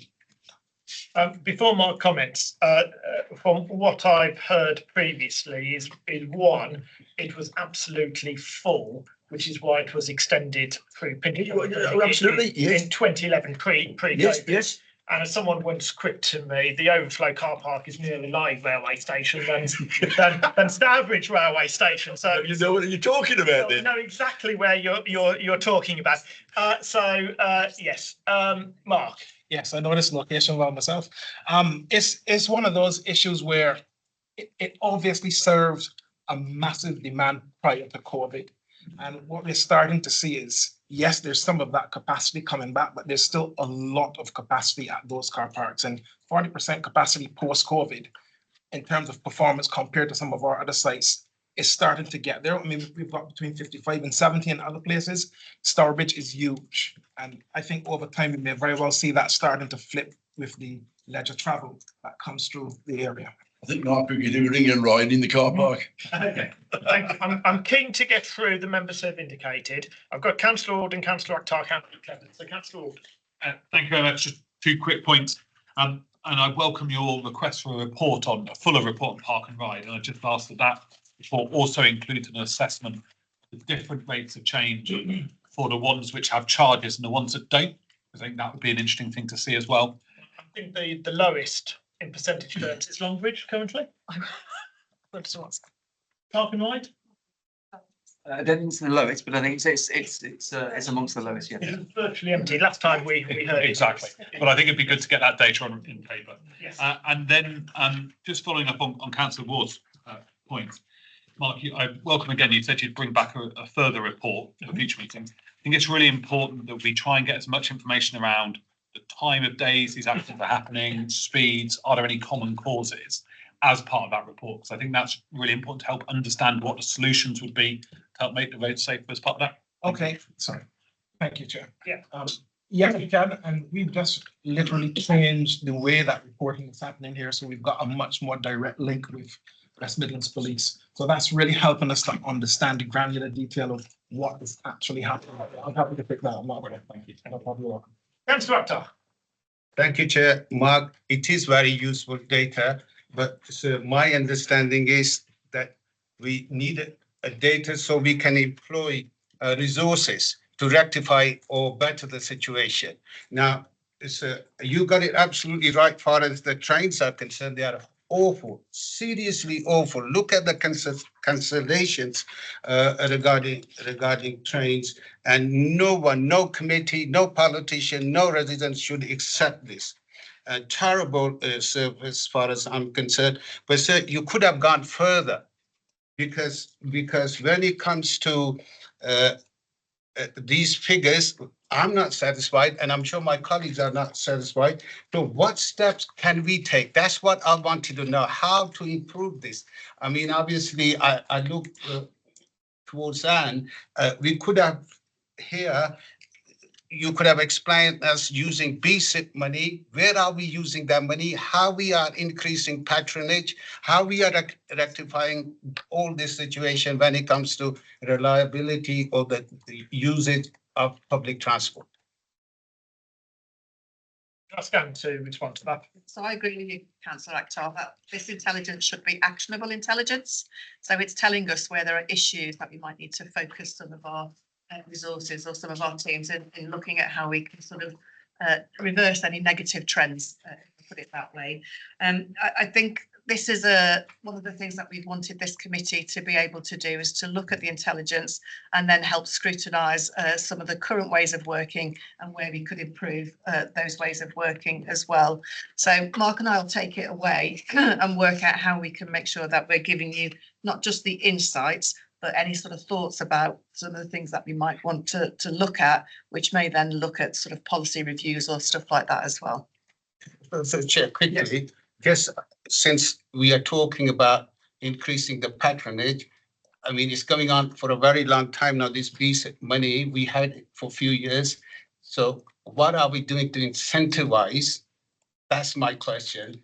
And how successful are we? Is it possible you can give us a little briefing? I think what you're asking for is actually a dedicated monitoring report on what the BSIP money is being spent on and what are the outcomes. That's the monitoring and evaluation of the BSIP funding, which if I look at Pete, he'll say that we can do that. And it's coming to the briefing this afternoon. Right. Cool. Councillor Clements. Again, I've cheered up, so I wanted to say how much I welcome this. It's much more like the kind of performance data that we get in our individual councils. I think for us as, I hope, advocates of public transport, it's incredibly powerful data, so that that the information about increasing bus ridership is really, really important. Obviously, it throws into relief that the debate we've had about the fare cap, because it just shows you the importance of bus as the workhorse of public transport in this region. I'm glad that somebody mentioned the Longbridge Park and Ride car park, because I spent a lot of time in the Northfield parliamentary election constituency in the general election, and every time I went past that car park it seemed to be empty. So I'd really like to know whether that actually constitutes value for money, that whole setting. I also note that a couple of things about the cycle hire. You can see that the use of the cycle hire scheme has gone down, and the currently in the report says that's could be seasonal issues, but I also note that the e-scooter usage seems to be very healthy and going up. So I just wonder if there's an issue about having a dual scheme, and whether actually the popularity of e-scooters is undermining the cycle hire usage, particularly for younger people. Because I remember from one of the reports I read last year, I think that the main users of e-scooters are young men. They're not that popular amongst women, particularly older women. So I think it's interesting to get a bit more detail there. And then just going back to the general issue of storage of vehicles or cycles at stations, I can see that the number of total cycles parked at stations has gone up as well by 19%. So are we looking at the future demand for cycle parking, particularly secure cycle parking at stations? Because for example, I have left my bike outside, we're chained up with various locks, but I know that it's quite likely to get stolen, because that's not secure storage. So again, I think this is incredibly powerful data, but the points that colleagues have made and Anne's just responded to, but actually using this as a basis for action is really, really important. Thank you. Okay, any quick responses to Councillor Clements? Well, I'm glad that you find it valuable. That's a very quick response. Thank you, Mark. Right. Well, actually, can I ask, so on the bus usage, I'd actually quite like some graphics to go on social, because because I get a bit irritated when I hear people talking about buses as though they're the sort of transport of last resort, and very few people use them. Well, we can say that in this region, that a lot of people are using them, and the ridership's going up. So I'm quite excited about that.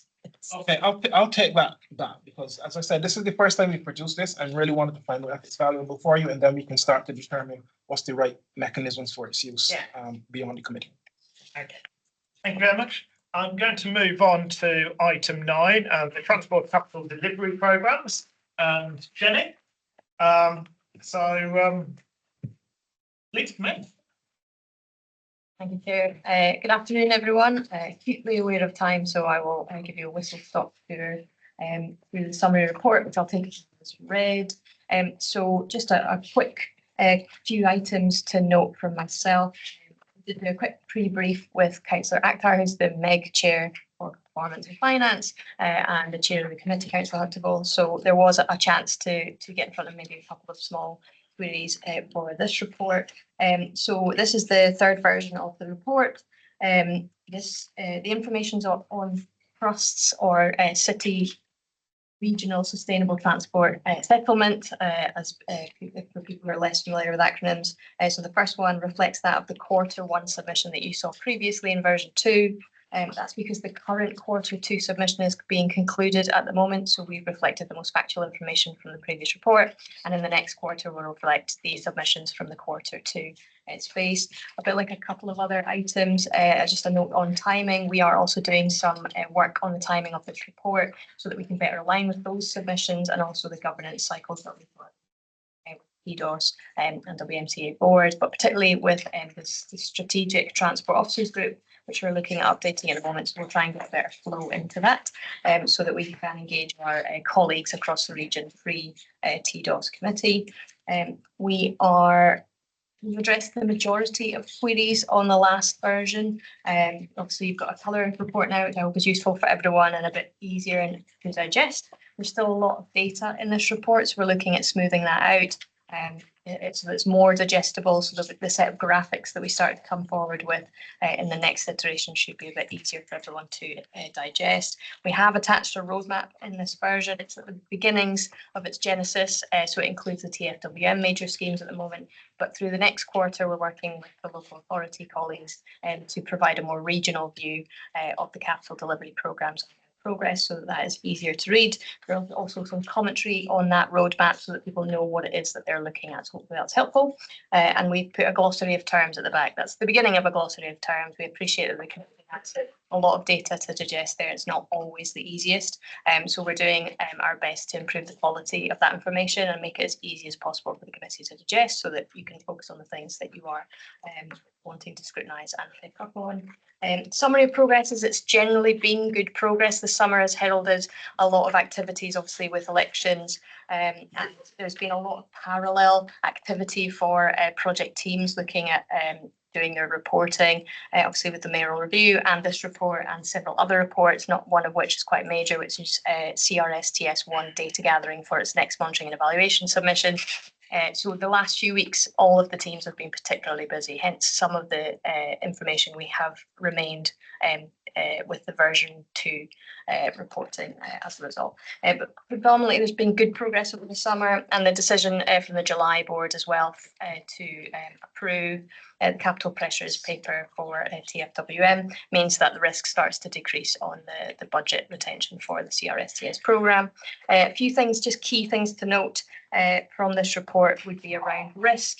So our focus very much across the programme of work particularly for CRSTS as we get into the back end of this programme is that we're looking at how we manage and mitigate risks as a partnership and looking at the smartest ways of doing that across the partnerships. Really successful delivery is really predicated on working in that fashion. So risks remain, and I would expect them to remain throughout the remainder of the programme for CRSTS on budget, delivery performance, dependency management and parallel delivery across the region. Those are very real risks, but we now turn our focus, I suppose, in this back end of the programme to managing and mitigating that between the regional partners and TFWM. We also have flagged a new risk, which is around resources. We are looking at the back end of CRSTS in particular, where we have a lot of parallel activity. We're delivering and developing projects at the same time across the region, and we may end up having a risk where we're sort of all fishing in the same pond for some resources. So we're going to be looking at that as a partnership. How do we best address that risk as we start to get more mature in the back end of this programme of work? So quite a lot of work on risk will be the focus, and we'll be working with colleagues through this Strategic Transport Officers Group to make sure that we get good support across the programme of work for that. So that'll be an ongoing piece of work. In general, the portfolio is amber, which is a reasonably good place for it to be. But I would anticipate that risk increasing as we get into the back end of these programmes. That's fairly normal. And we are measuring that risk with the RAG statuses that we use and are usually assured by central governance on, which is the IPA RAG status for the competence and delivery. So it's at the back of the dashboard. There's a full explanation of the RAG statuses that we're using now to look at the confidence for delivering on all schemes across the region. And that is also what we are usually assured by when we're talking to DfT or central government when we're going through any assurance exercise for the project. So we align well with what we're funded to do and how we're funded to deliver. So there's a reasonable amount, I think, in the report, and I believe we have a MEG coming up reasonably shortly anyway. So we have the opportunity, I suppose, if time's a bit constrained today, to take further questions in the MEG, if that's helpful. And that's where I will leave it in terms of an update. Thank you very much, Jenny. As the MEG lead, Councillor Ackcott. We are pushed for a time, so I will be quick. It's a good report. It's a live report. And thank you, Jenny, going through with me. We got the dashboard, we got the roadmap, we got the rating, we got the glossary even, right? And so the whole purpose is that we have one view of the whole delivery program, so we can deliver within time and within budget. And so our region is well connected and prosperous. That's the whole point. Okay, thank you very much for those comments, Councillor Ackcott. I think Councillor Kay wanted to comment. Thank you. The Transport for West Midland section, we learned that the 29 projects in development and delivery, which are all heading for red in budget. In our last meeting, I asked for more granularity on these 29 projects, and from the comment, I understand that continues as a work in progress. I would venture the idea that as we regard bus services as our primary mechanism for delivering transport in the West Midlands, that we should be wary of introducing services which, like Sprint and Metro, which directly compete with the bus services and therefore may make the bus services less viable. We have a member of the public with us today who is concerned about the effect of the Metro on his own property near Berry Hill. And I have noticed myself the absolutely appalling noise which trams make as they go round bends in the rails, and the sort of screeching, like when we were at school and the master would drag his fingernails down the blackboard and set everybody's teeth on edge. It's kind of that sort of noise. So when we're hitting budget on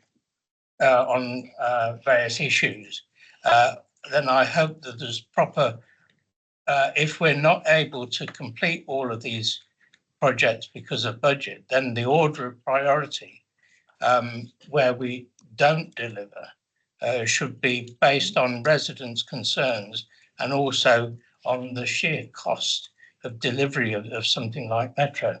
Thank you. Okay, thank you for that. Does anyone want to comment on that? Jenny? Just really quickly, I suppose, on the dashboard itself. Yes, you're right. The version 2, which this still retains for CRSTS1 when it comes to TFWM, those were increasing risks pre-July, and the advent of the board signing off that capital pressures paper actually means that the next iteration you'll see both the budget and risks decreasing as a result. So the sort of more up-to-date version, we'll see a decrease in both of those things. We look to maintain that through the rest of the programme. And I'm not sure if Anne wants to chip in on the more integrated question of what we build, what we don't. Just to comment on Sprint, obviously Sprint is a bus service, so it's complementary to the wider bus services that we have. And in fact, it's more attractive in terms of its dedicated bus lanes, which other traditional bus services can use, and improving the performance and reliability of bus services overall as well. So Sprint is a huge benefit, not just to the Sprint vehicles as they come, but also to the wider bus network. I would also comment on future metro schemes. Obviously, we've already mentioned the 6 corridor studies that we've got ongoing. We are modally agnostic and we'll be looking at what's the best value for money to deliver the transport solution for the problems that we are trying to solve. And of course, the metro through to Merry Hill, as discussed earlier in this committee as well, has been a subject of much debate politically. I think in terms of how that is being delivered, and the funding that's been allocated, I think goes back to the Metro Act of 1989, where we committed to put a mass transit system to better serve the residents of this region. And I'm just trying to find a particular stat that I've been looking at this morning. But I think about 60% or so of the benefits of the metro will be felt by some of the people who live in the most deprived wards within this region as well. So it will deliver huge benefits socially for social mobility of the residents of Dudley and Sandwell. Okay, thank you. Councillor Hyatt. Thank you, Chair. Very quickly, I'd like to refer to the page about the CRISP projects, please, which is page 56 on the online project. Then it is page 54 on the case version. So we do have CRISP budget pressures where there's a risk that the full programme of projects cannot be delivered within budget. But I particularly want to refer to the table which I find to be very opaque. We've got a CRISP financial summary. Now, with regard to finances, we need to preempt big holes in our budget. We're facing a huge hole in our budget already, and we need to preempt difficulties. And I'm not sure how this helps us, because if you look at the last column, spent us at the 31st of March 2024, there's no way that I can see where the 91.1 million has gone. You know, I cannot easily see where it is because that whole column is blank. Yeah, I know that 91.1 million has been spent. Please, can you clarify that? Because I don't think this dashboard is very clear at all, really, with regard to finances. Penny. Yeah, I think that's a fair comment, actually. It's something that we are currently working on in terms of making it something that's better and more digestible. It's also something that gives you a forecast versus an actual in a way that's just slightly easier to read. We also are working with Kate and the team just to look at what financial reporting within the dashboard needs to look like, and lining that up best. So we will be making an improvement on that, and we will seek views from the MEG in terms of what that needs to look like so that it's easier for everyone. So yeah, absolutely noted and work in progress. I just wanted to come in. So the bottom line subtotal delivered, I think if you read across rather than down, you've got 662 million is allocated to the projects, 282 million has been approved. So all authorities have got approval to spend that amount.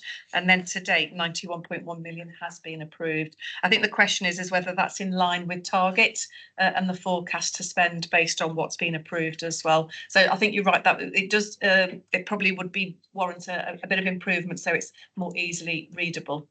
Also, local authorities pay for things and claim it back.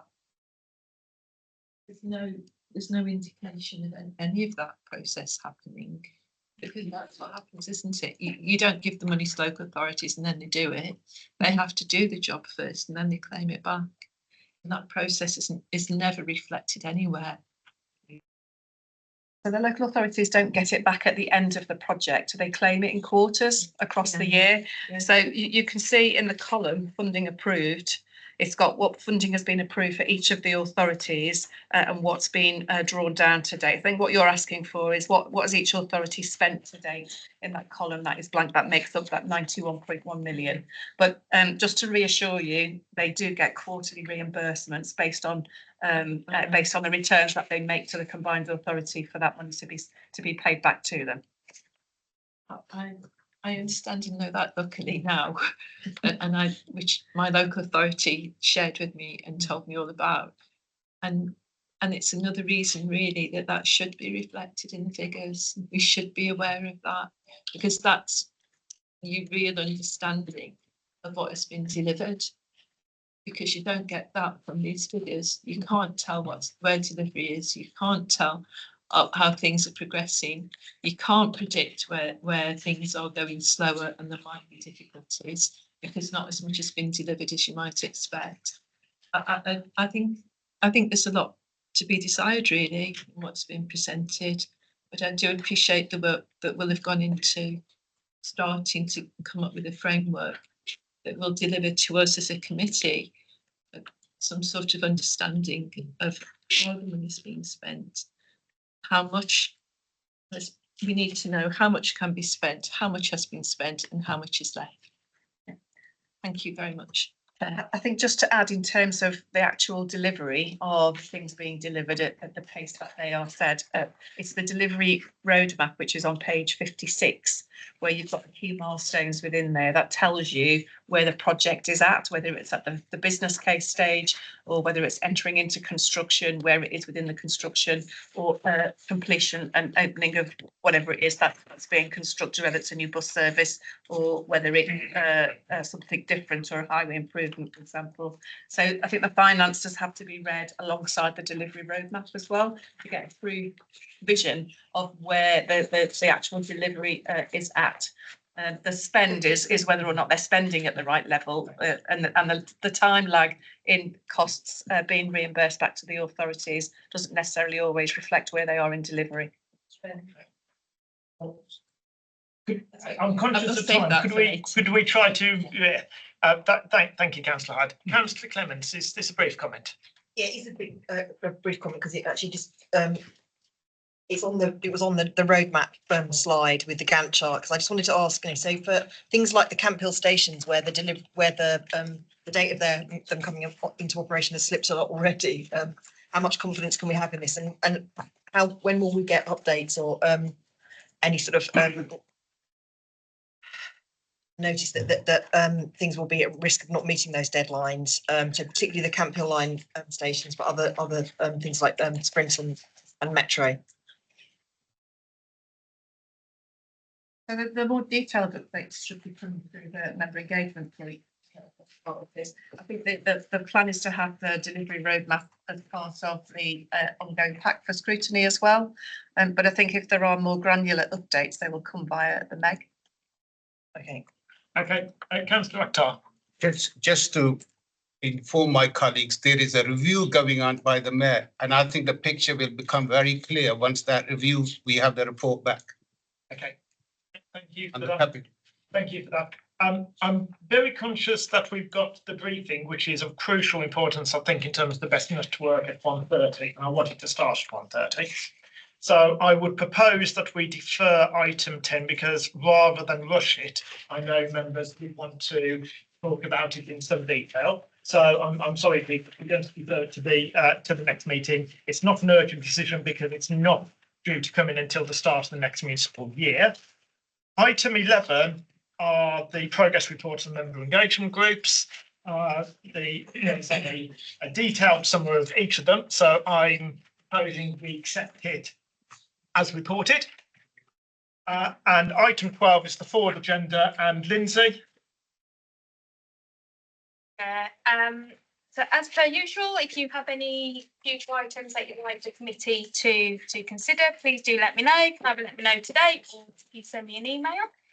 And the items requested earlier on in the committee will be included in the work programme going forward. In which case I will then close the meeting. Thank you very much for your attendance and for all your comments and participation. And I think with Grumpy, Happy and various others, we've done the Seven Dwarfs to death. And I'll see you back here at 1:30 for the briefing on the bus network. Thank you all very much.